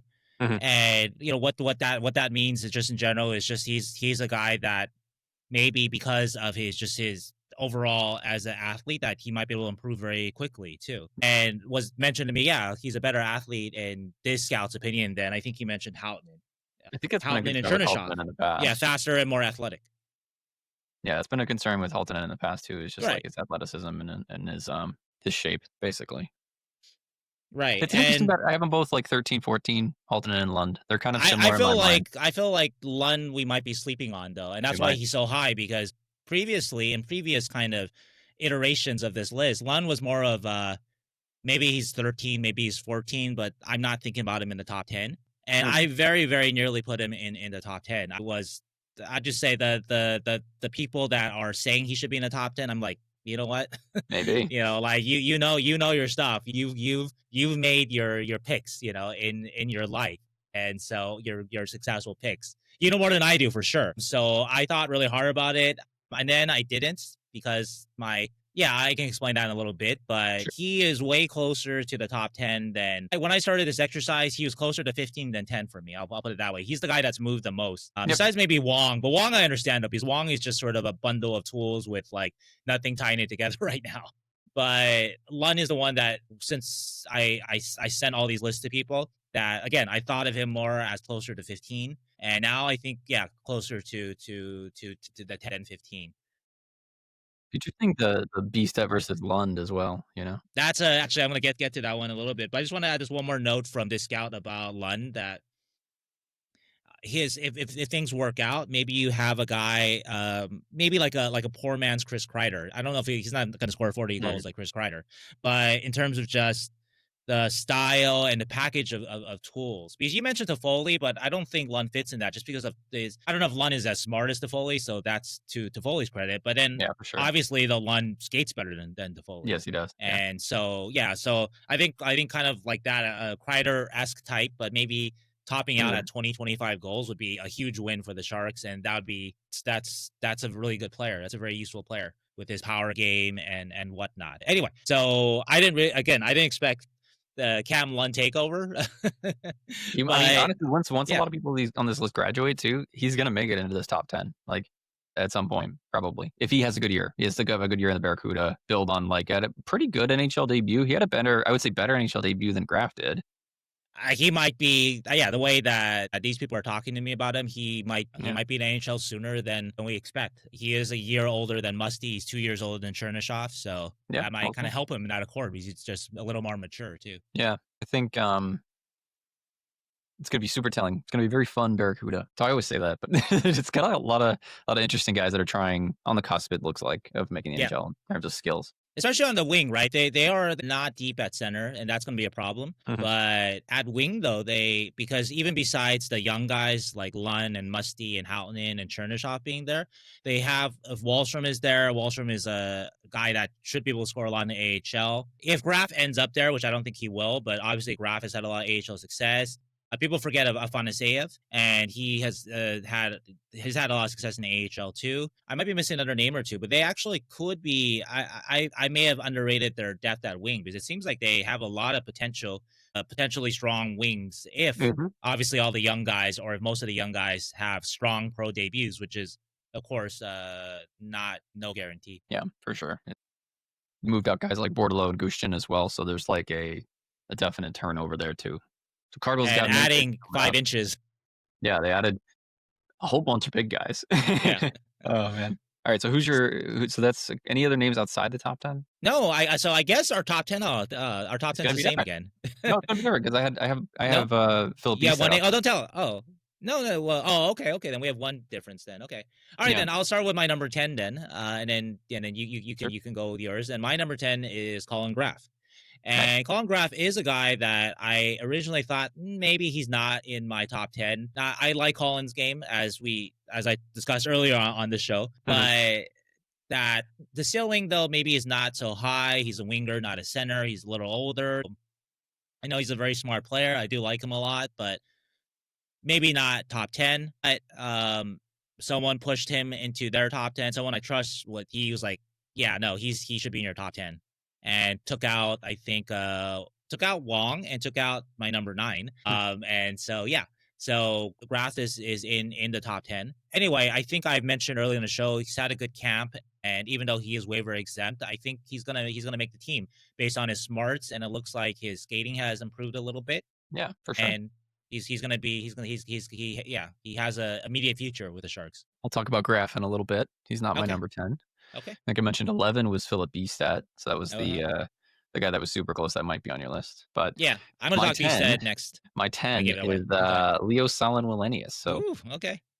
Spicy. I got to keep sticking with him. That is spicy. That actually is quite spicy. Okay. So I watched him at World Junior Summer Showcase, and he was one of the most, if not the most impressive defender for Sweden. And like that's not like what I expected from Leo Salin-Wallenius to be. He does everything, not everything correct, right? But he does so many little things correct defensively. He has enough skill offensively that there is some deception there. He can, make plays from the point.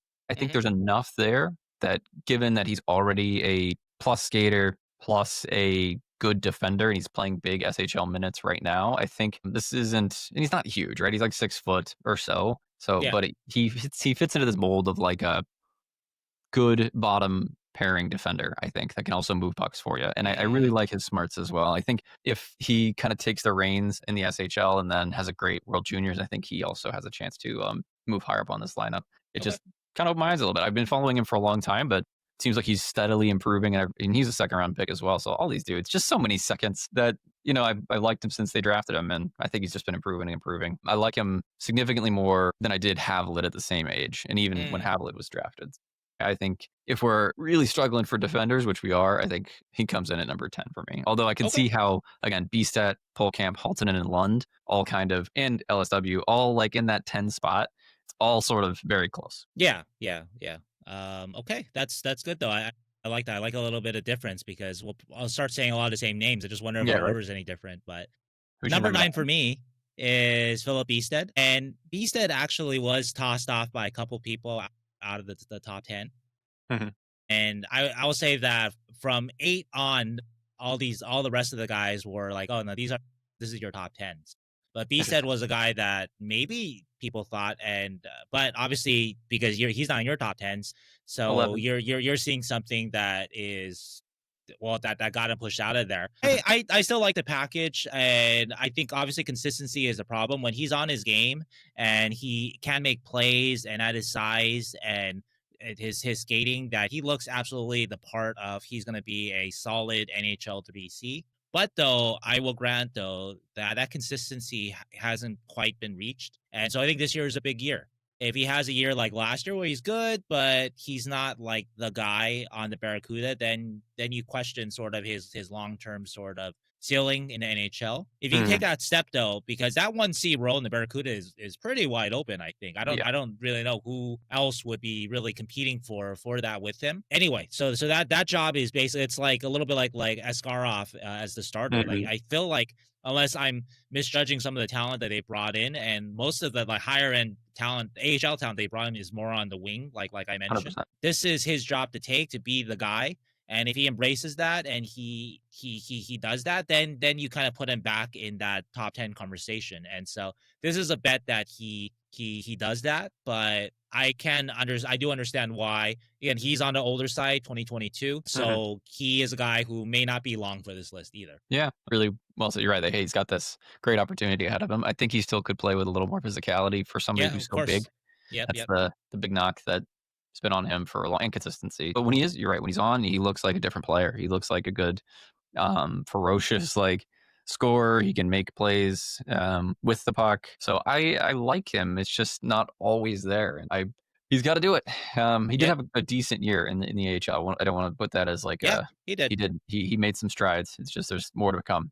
Been a long-term project, and I'm at 11. So I think again, super close to the top 10 this whole, you're right, 8 to 14 was like the hardest, I think, to order for me. But a couple people had Lund ahead of him. Yeah. And Graf too. So for me, just FYI for you guys to know. So is that your number 9? That's my number 9. Oh, it's your turn for number 9. So who's your number 9? Yes. Boy, Luca Cagnoni is number 9. Okay. So I still want to see more. Mm-hmm. Like I said earlier on the podcast, I want to see more physicality. Specifically, he has to get better at retrievals on the boards behind his own net. He has to figure out a way to leverage his size to get underneath people, because it still is missing. Every single small forward defenseman in the NHL that is good at board battles, they know how to use their size to get under and like around people rather than like just losing the puck. Guys like Gushchin, they just lose the puck because they can't. Part of the physicality never develops in a way, and that's one of the biggest things for a defender. How do you retrieve the puck? And Boyle talked about it the other week, is like he would send Douglas Murray to go retrieve the puck. Yeah, exactly. I was going to say. Or if you pair with that kind of guy, it makes sense. But the problem is if you're not, and even Boyle could still retrieve a puck, he's underselling it, Yeah. But like you have to learn how to leverage your size in a way that will get you to win some battles. If you don't, really, really hard to make the NHL. So I love Cagnoni. I think offensively on the power play, super smooth, super calm, just gets it offensively in a way even like guys like Merkley never really did. Like Merkley understood some things and had a lot of talent, like physical or like raw talent, but Cagnoni just understands the game offensively a heck of a lot better than Merkley ever did. But it's just the size, you got to figure out a way. And I think this is something he's going to work on. He's still very young for playing in a men's league right now. So number 9, I don't have him like top 5, not going to be like because he put up a bajillion points, he's going to make the NHL. I think there's still more to grow, but he either needs the right position, the right partner, or he needs to just develop in those areas a little bit better. Right. And actually, this reminds me of somebody we talked about earlier on the show that we didn't mention, Jack Thompson, Jack Thompson could very much fit into, the top 20 at least. And I will say that I sent my list to everybody. I didn't mention Thompson, but no one was like, hey, you forgot Thompson. So, I honestly forgot that we could include him because I think he's under 50 games. But. He's under 50. I think he's at 30-something. He had 31 with the Sharks last year, and I think 1 with the Lightning. Yeah, I thought he had more. Like maybe a couple with the Sharks when they traded for him. So he's under 50, I'm pretty sure. Yeah. So anyway, though, somewhere for me, but yeah. Probably I think with Cagnoni, though, maybe thereabouts. But Cagnoni, though, is he going to be good enough defensively to live off that? Of course not. Is he going to be good enough offensively that we don't need him to play much defense? Of course, he's not that either. And so it's got to find that sort of that balance. I agree. Actually, I'll just mention he's my number 8, Luca Cagnoni. So I don't have him super high either. I think it's about the right place for him because you want to bet on his offensive sense. You want to bet on what he does do well in skating, which is his edge work and things like that. But you question, though, obviously the size and ability to defend. You question the first step to kill plays, the first step to beat the first forward checker when he's lugging the puck up, things like that. So there are questions, but I mean, incredible season as a first-year AHLer, so he definitely deserves to be in the top 10. Yeah, hard to leave him out with after that season, for sure. Yeah, for sure. And there still is the potential's there. He's very young. He could take more time to just develop that aspect of the game, and he needs the right situation too. So when he gets closer to the NHL, that's the other thing of we'll just throw him in the power play and play him 4 minutes, even strength. It's like coaches don't do that generally. They want you to be able to play even strength and power play. So unless you're amazing on a power play, that's the thing, right? There's always these levels of things. So if you're amazing on the power play, then sure, maybe they'll make some space for you in that way. But you've got to be really amazing. And there's like few 3 guys. There's Tony DeAngelo, Eric Gustafsson. Who else? Right, that's basically right. And that's like when we talked about Ryan Merkley, I think you and I may have talked about him, and I was like, yeah, at best he's Eric Gustafsson. Yeah. And he wasn't even that, but you've got to be that good at that aspect to, and he's not even a guy, D'Angelo, Gustafson. These aren't guys who are like every lineup they're going to make either. Yeah. Maybe like 2/3 of the league they could make with just their offensive abilities. But yeah, but if Deserves you really it. want to be a serious player, then you got to be well-rounded. Yeah, and you know, every year he's going to get bigger, got to get stronger. I just, we got time, everybody. Don't rush the Canyoni trips just yet. But we got time. Or I'm wrong. He's just going to make the team. I don't know. I don't think so this time around. So. No. Actually, let me ask you. I didn't get to ask you this since we're talking about, mentioned Jack Thompson a little bit, and I did the exercise with the scouts. Do you think he gets claimed on waivers? Ooh, that's a great question. I don't know how to answer it until I go through like who could be Fair. wavered. I think these are the type of guys like that do get claimed though, right? Ty Emberson was one. Defenders that are on this border that have some good size, that are right-handed, that fair. are like could be something. These are the guys that do get claimed. So there's a definite possibility. I just haven't seen who's like. I need to go through the lists of who could be on waivers to see, but it's possible. I'm kind of 30 about it because most of the scouts I talked to were unconvinced of it. I talked with 4 of them, and I think they have a general sense of who's going to be available. Yeah, near the end of camp. Yeah, I need to look through the list and see who's probably lurking in the waiver wire, but it's possible. Right. 30-70 sounds right. Yeah, but anyway, though. Okay, who's your number 8? Colin Graf. Oh, right. Yeah. So Colin Graf. What's that meme you do? Look at this. The meme you do with Colin Graf, the Nickelback one. Oh yeah, look at this Colin Graf. Look at this, Colin Graf. Look at this Colin Graf.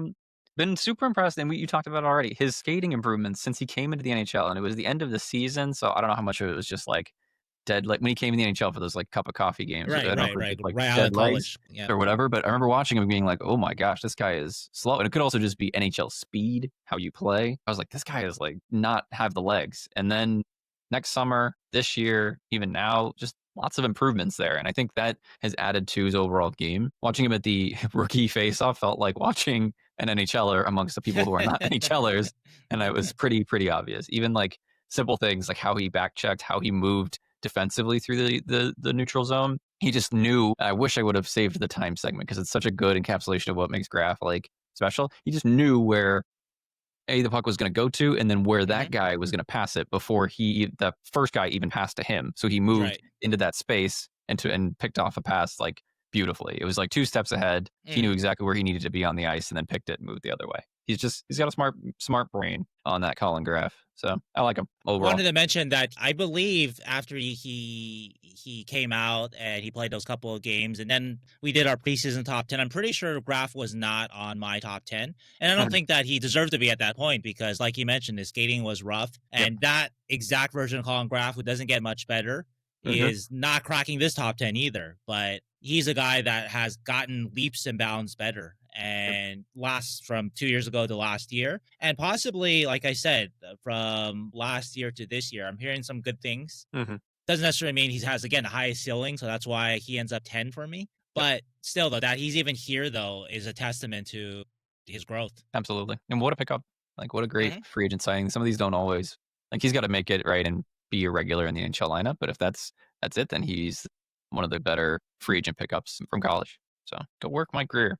Knows what he's doing, that Mike Grier. Email's in the inbox, Mike. You just got to check it. Like I would say, too, that very quickly about Graf, too, it's that I know a lot of fans, they want to get rid of Goodrow and Reeves and waive those guys. I don't think the Sharks are going to waive those guys. Those guys have a role and a kind of variety of things that they do that are important to the Sharks. And I'm not trying to relitigate the Goodrow argument with you, Keegan, but I think you would guess, too, that those guys aren't going to get waived. Those guys they're not cutting those guys, whether you like it or not, right? So no, I don't I think though, but I think there's an argument though for Graf though now over arguably Grundstrom or over Dellandrea and that's it. Because that's the group that I think might be the sort of if Dickinson stays up and they carry 8 defensemen, they only carry 13 forwards. You assume Goodrow and Reeves in there. Then the vulnerable one, if you keep Graf, is vulnerable ones are I think going to be Grundstrom or Dellandrea.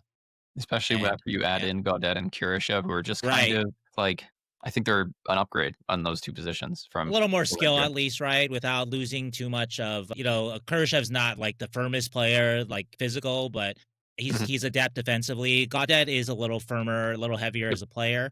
And obviously Misa too is here too. So yeah, so I think you're right in the sense that Goodrow and Reeves both have a spot in the lineup just for who they are and what they bring. Whereas Dellandrea and Grundstrom don't have a specific calling card. Grunstrom does have some physicality. I guess. Yeah, that's so does Solander too, but Yeah. not as much as Reeves, and not as sort of the PK alternate captain. Let's not use captain, but alternate captain that Goodrow is. And yeah, I think even then, Goodrow was a good PKer last year more than anything. So it's hard to be the worst player in the NHL if you're a good PKer. So way to walk that back, Keegan.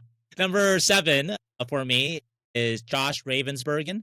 Mhm. And goalies, of course, are always really hard to sort of peg for, especially very young ones, because you're really projecting out. It's not that much different than actually even like a guy like Wong. You're really projecting out. But though, the people that I sent the list to, one of them was like, hey, Ravensbergen should be higher on your list. So that's how much he likes Ravensbergen's talent. So he's obviously a guy that can really move high on this list very quickly. But right now, though, because for the Sharks, at least, he's a little bit of an unknown quantity. I'm a little more conservative with him. I assume you'll be too. But anyway, I have Ravensbergen at number 7. I have Ravensbergen at number 7. Okay. Yeah, same thoughts. I really have enjoyed watching him throughout preseason and everything. I think there's tons and tons to work with there. I thought he looked good in the World Junior Summer Showcase too. There's a lot there. Athletically super gifted, ideal size, has some issues with seeing through traffic and reading plays just yet, but the rest of it's all there. You're like, this is 5 years out, Ravensbergen could be really, really good. He's going to need to take some steps, but yeah, Sebastian Cosso is a good comparable, I think. And then he's still like he's still probably not even going to crack the roster this year, and he's 4 years out from his draft year. So take some time with Ravensbergen. It's going to be a while. But if you eventually get it when Askarov is 28 and Ravensbergen is just coming into his own, you've got a good tandem there. Yep. Okay, so number 6 then, I have Shakir Mukhamadullin. Man, we're not the same list, aren't we? Okay, well, I'll just talk about Shakir here. So you have Shakir number 6, then we might be very close. I know we all have the same names, and yeah, I don't know if our order, how different it'll be, but so Shakir number 6, which is a little lower. I've had him ahead of Musty before. We're going to talk about Quentin Musty in a little bit, but I did talk with one of these scouts. He thinks Mukhamadullin's an NHL defenseman, but he's not as high on his ceiling. And I still like his ceiling. I still think of him as he's got a chance to be a top 4 guy. But I have to admit, though, that I was holding out sort of that hope for Henry Thrun a long time ago, and also even Mario Ferraro, and those guys didn't pan out. So maybe Ravensbergen would have been. I don't think I would have put Ravensbergen in my top 5 here, but Ravensbergen over Mukhamadullin was a thought on my mind. But I'm gonna go Mukhamadullin because I'm gonna stick for the last time. And he's gonna graduate from this list. Yeah, that's the reason. Right, deadline. But that the last time I'm gonna put out that torch that there's a top 4 defenseman here, and we're gonna see it this year. And last year was very up and down for him, and he did rescue it in the end with a month of pretty good play. But still, though, it was up and down. It wasn't the huge leap forward that we're hoping from him last year. And so that has to happen this year, because I think that, again, waivers plays a part. I mean, he probably isn't. Actually, he probably can be. Not the Sharks would waive him, but like, anyway, he's getting older, basically, is the point. He's graduating. So kind of put up or shut up for him. Yeah, for sure. He's got to hack it in a meaningful way for the Sharks. And I think they think he will. Most of the reports out of training camp say that they think he's an NHLer, right? Who said that? Was it Orlov? Somebody said that. Yeah, but that's his teammate saying it. But it's also the way they've used him, though. Like, they're pairing him with Orlov. So, look, this is the Sharks' de facto number 1 defenseman. So there's a statement there. So if he doesn't last there, if he lasts like 2 weeks, they're like, yeah, you're not cutting it, Shakir. Then that's problematic, right? But they're trying to give him that runway. They also put Mukhamadullin back on his left side, and they put Orlov on. They're both lefties. They put Orlov on the right side. And granted, Russian defensemen are often adept at playing both sides, but they're not handing it to Shakir, but they're saying, hey, this is it. You may never get sort of a better chance at big NHL minutes than what we're trying to do for you now. So yeah. So this is his time, and if he doesn't do it, then yeah. I think he will make it in some capacity too. Like I think that after this year, I think he's going to solidify as an NHLer. It's just going to continue to be questions of whether or not he is a top 4. Yeah, and with him, I think the ability is clearly there. I mean, just that skating, that reach. He's good with the puck, but again, a lot of it's just going to be consistency of defending, consistency of puck moving, the things that for any NHL defenseman. So that's that he obviously has not really achieved yet, that consistency. If we just look at last year, which granted a lot of injuries were part of it, but yeah. I do like that they're pairing him with somebody like Orlov. I think that's such that is good, interesting dynamic there that hopefully puts a lot less goals in the back of the Sharks net. Him and them and Askarov. it's going to be interesting because you do find consistency on a very inconsistent, or what's been an inconsistent team. So there has been some interesting balance in the exhibition pairings. Yeah. Or I'm sorry, the preseason pairings. I'm super excited. Guys that can move the puck. Very excited. Who's your number 5? I can't say I'm super excited, but this is a better group than years past. I decided that I've been very grouchy this whole training camp, so I want to just be. I'm super excited now. Okay. I want to be less grouchy. Okay, I've been watching a lot of Parks and Rec, so I'm very Ron Swanson. So I see. I am whelmed by the defense so far. Whelmed. All right, so number 5, I have Quentin Musty. Oh my God, we're gonna have the same list. Yeah, it looks like. I wonder if top 2 and 3 we might have flip-flop maybe, but we'll see. So Quentin Musty and Quentin, really, we talked a lot about him early in the show and even last week. Like, Quentin has done a lot in these couple of weeks here to really put his name back in. Hey, I'm one of the Sharks' very best prospects. Don't you dare drop me out of the top 5, Sheng Peng. Yeah. Which I'm sure is exactly what's on his mind. But through the anyway, dark at the same time.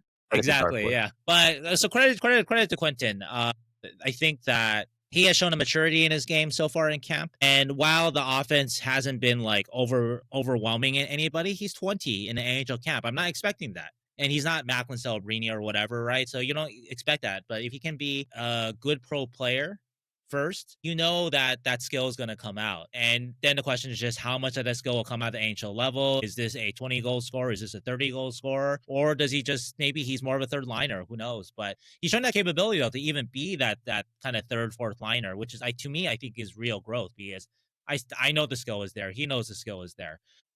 Really have enjoyed watching his more mature game this camp, and a good testament to, once again, not giving up on guys too fast. Yeah, it was honestly hard between 4 and 5 for me, and I thought it would be before this training camp. I was like, pretty clearly on one way or the other. Yeah, for sure.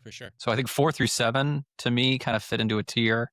8 through 14 for me fit into a tier. Yeah, and 5 is Musty for me as well. Really liked his growth. I think the Sharks see it too.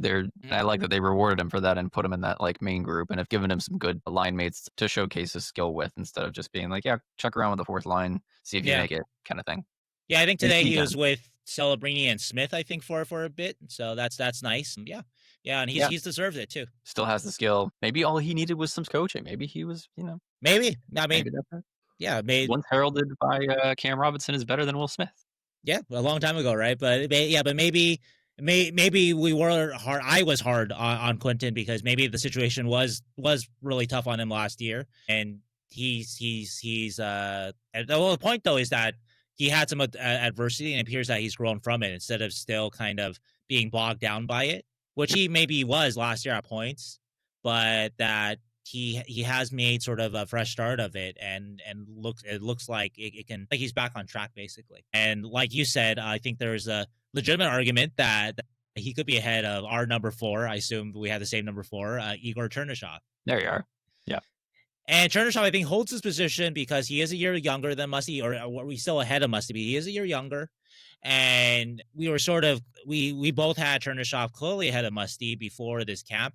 Musty has definitely caught up, but again, there is that year difference. Maybe Chernyshov is going through a little bit of not exactly what Musty went through last year, but a little bit of that exposure to camp, NHL camp, and it's hitting him a little hard to some degree. I think his consistency has been up and down. That's what Warsawski has said. Warsawski has clearly said that Musty has been more consistent in camp, in practices day to day, than Chernyshov.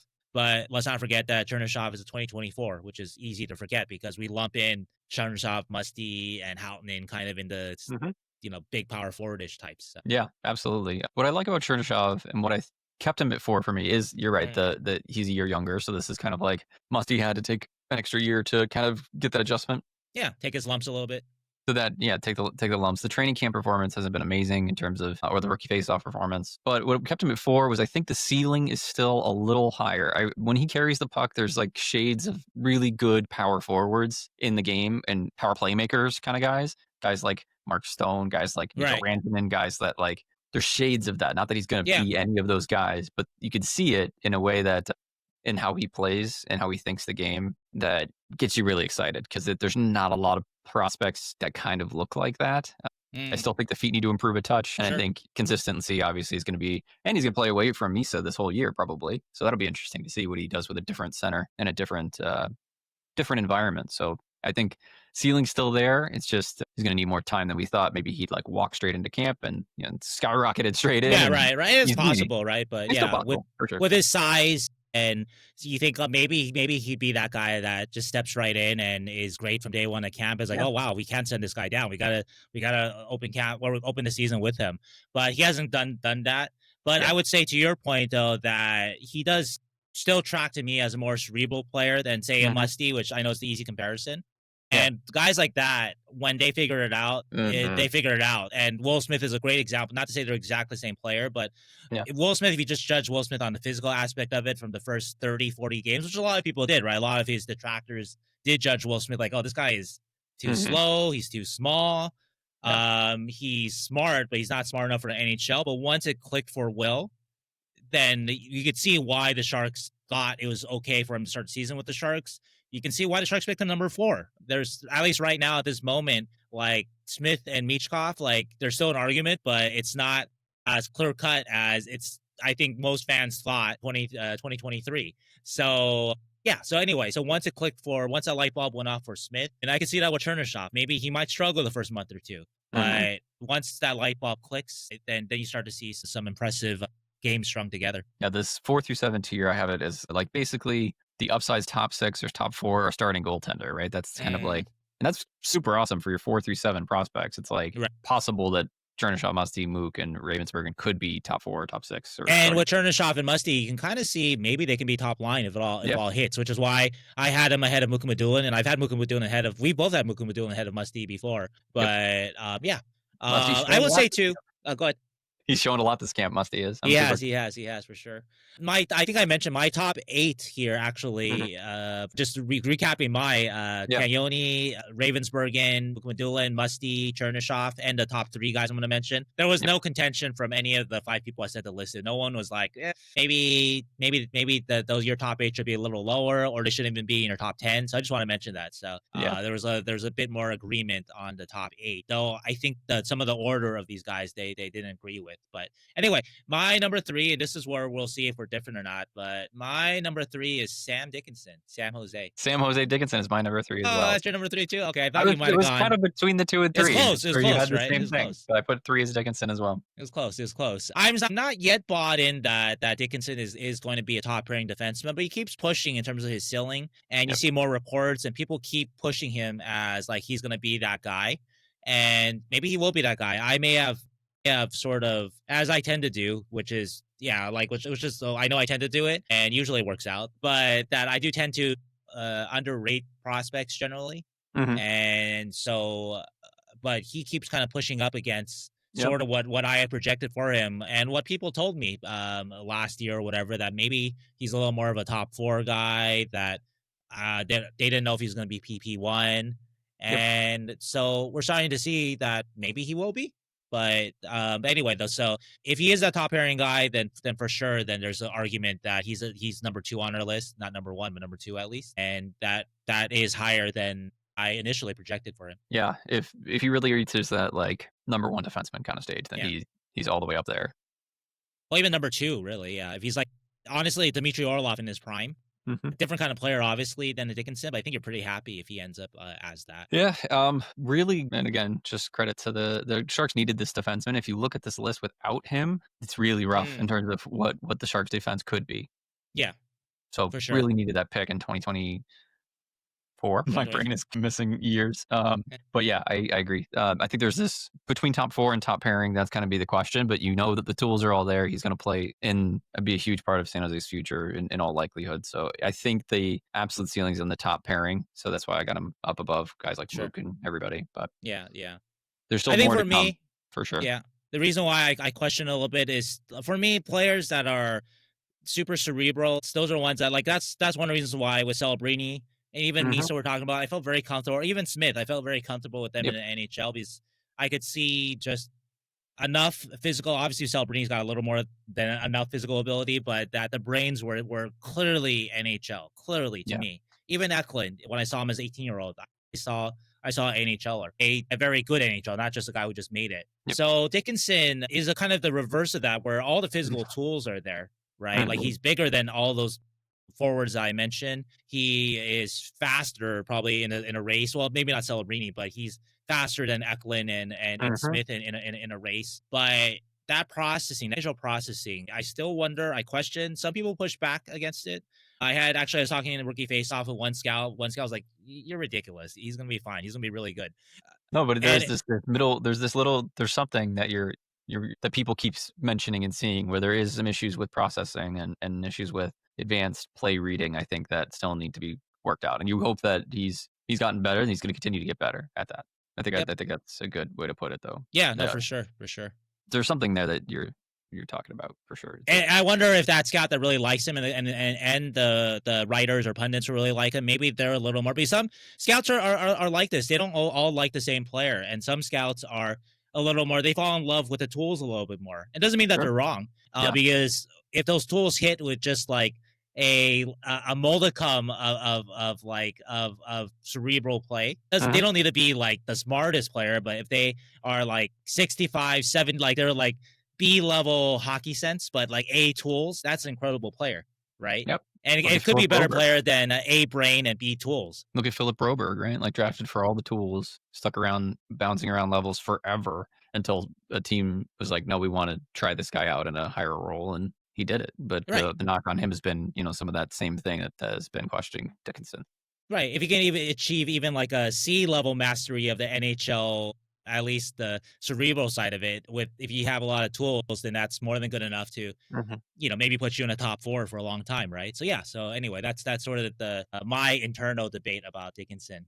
So I'm really curious to see because obviously he's slated to start the season with the Sharks, and so really want to see how he does. Not going to judge him obviously on just his first month with the Sharks, but really curious to see how he processes it.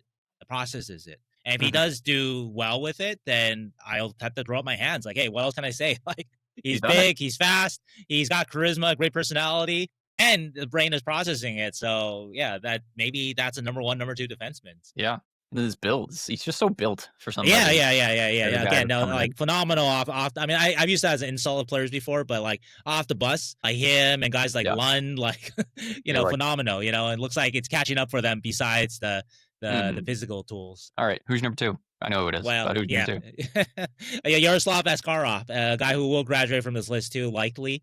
But same. Just all the tools are there. It's just it's put up or shut up time for him, and he's been heir apparent for a long time, even in Nashville. And obviously the Sharks, they've set him up. Not to say again, they did not hand it to him. Just like I mentioned with Mukhamadullin, they're not handing him the top job, but they pretty much cleared a path for him though to take it. And so they signed a guy in Nedeljkovic who profiles more as a 1B. They didn't insist on keeping Blackwood, which they could have. It would have been expensive, but they could have kept Blackwood. Like I reported before, McKenzie liked it here. He would have stayed for the right contract. So if they wanted to like super insure themselves in goal, they could have just signed Blackwood to a 5-year contract, which, I understand. I'm not criticizing them for not doing it. I'm just saying that option was there for them to do something like that, the deal that Blackwood signed with Colorado. And you could have, had Blackwood and Askarov for the next, that would have been a pretty intimidating pairing. But the Sharks instead are and understandably so, clearing the path for Askarov to take that number 1 job.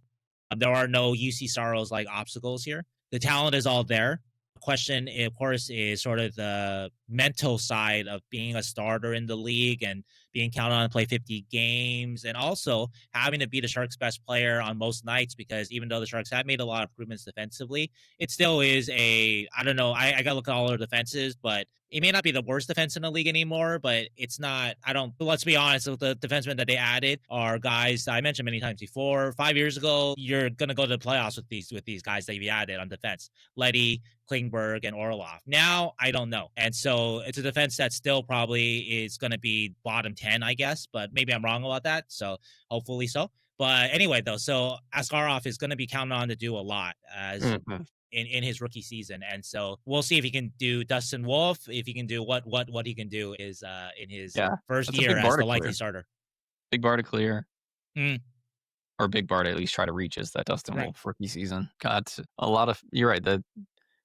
That's the only concern I think that we all should have about the Sharks rebuild is a lot of these guys have been set up in a way that feels really good. Like that, like very clearly is made from some very smart hockey decisions, right? Celebrini and Smith, and Askarov and Dickinson, but it seems like they all got to get in line, like it's got to, at least for this level of rebuild, right? For it to really work in terms of creating a Stanley Cup contender. So I think it will, because all these guys have shown multiple levels that it will work.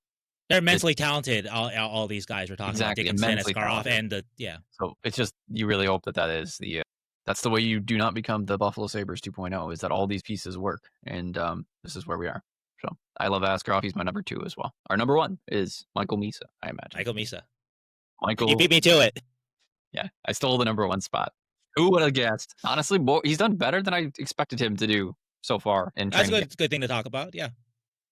I expected there to be a little bit more hesitancy, a little bit more struggles, because I think even during World Junior Summer Showcase, I think there wasn't that level of like calmness, not calm's not the right word, cerebralness, like you mentioned, to his game that was like as present. So I just, every time I see him now, it's like, yep, that's Michael Misa doing the smart play. The Misa you're seeing now is more reminiscent of the Misa you saw in Saginaw, right? Because I know that Summer Showcase you weren't overwhelmed by him. You weren't overwhelmed by him. Yeah, no, the one you're used to seeing in Saginaw, where everything looks easy, where everything is coming to him super easy in a way that, and he can take over games and take over shifts, and like it's not going to be, there's going to be a lot of struggles, but I think he looks like an NHLer out there, and to the point where we're not even talking about the fact that yes, there's those forwards, he seems locked into the lineup. Right? Like we're talking about Musty and Graf as like the in-betweeners with Grundstrom and Dellandrea, but Misa could theoretically be shipped to Saginaw, but he's not, because he seems locked in. Yeah. I would say that because I didn't watch Summer Showcase, that I really started watching Misa at Rookie Faceoff, and I reported then, I liked his performance quite a bit, and it's carried over to scrimmages. It's carried over so far to training camp and his one preseason game. Now, the levels are going to get harder now because, like I mentioned, his first preseason game, he played against the Henderson Silver Knights, basically, which is still a very high level of play, by the way, for an 18-year-old. But now, as we get closer to opening night, he's going to be playing against better players, the guys that are going to be there in the NHL for other teams. And so let's see how he does against Mark Stone or against the Ducks, right? I think they played the Ducks a couple of times there. So against Mikael Granlund, a guy like that who's super clever like that, or guys of that ilk. So still more levels to pass for Misa, but again, that so far though, that he has made that transition, and a lot of it, again, for my opinion of him, is his smarts. And he seems like a very, very smart player.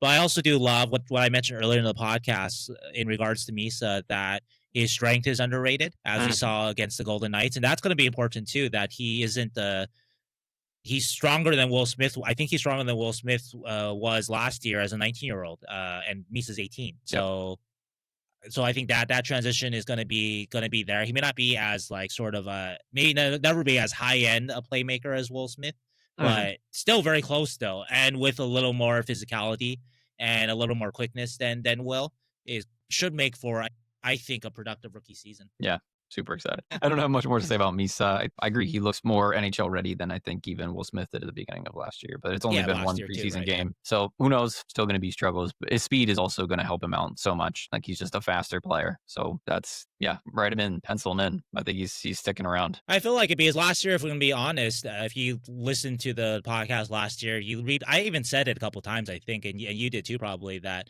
felt like the Sharks were carrying Will Smith a little bit. Like, it was in the very beginning, yeah. Like we talked about Gushin, right? And Gushin was incredible last preseason. We got to do a top 10 prospects. We got to mention Gushin a couple times here. Yeah, he's not in this list. Where is he? For Goose, but what a preseason goal that Goose did with Colorado. Everybody tagged me in it. They were all like, "Watch the." I'm like, Goose in preseason is always awesome. What are you talking about?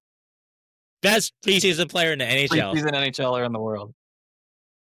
But anyway, though, that in a complete meritocracy, that probably that Gushin should have had that spot and had sort of those opportunities, and that wasn't the case necessarily. But then we saw after midseason that Smith proved why he was there and why he was there ahead of Gushin, and why you sometimes you do kind of treat your your elite prospects that you believe will pick it up, will figure it out sooner than later. You treat them a little better, to be honest, So that's fair. So, yeah. All right. Shall we get out of here? I think it's a long podcast for everybody. Yeah. Well, it's going to be under 3 hours in total, I think. So that's not bad. Yeah.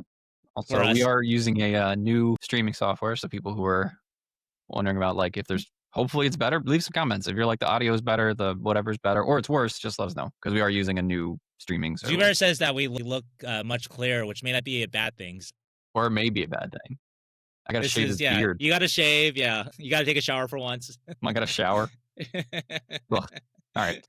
Hope you guys have a good week. We'll see you next week. Yeah. Hope you guys enjoy this throwback episode of the San Jose Hockey Now podcast. Yeah, we got at least an hour and a half. It's just us. I love it. Yep, exactly. All right. See you guys. All right, guys. Bye.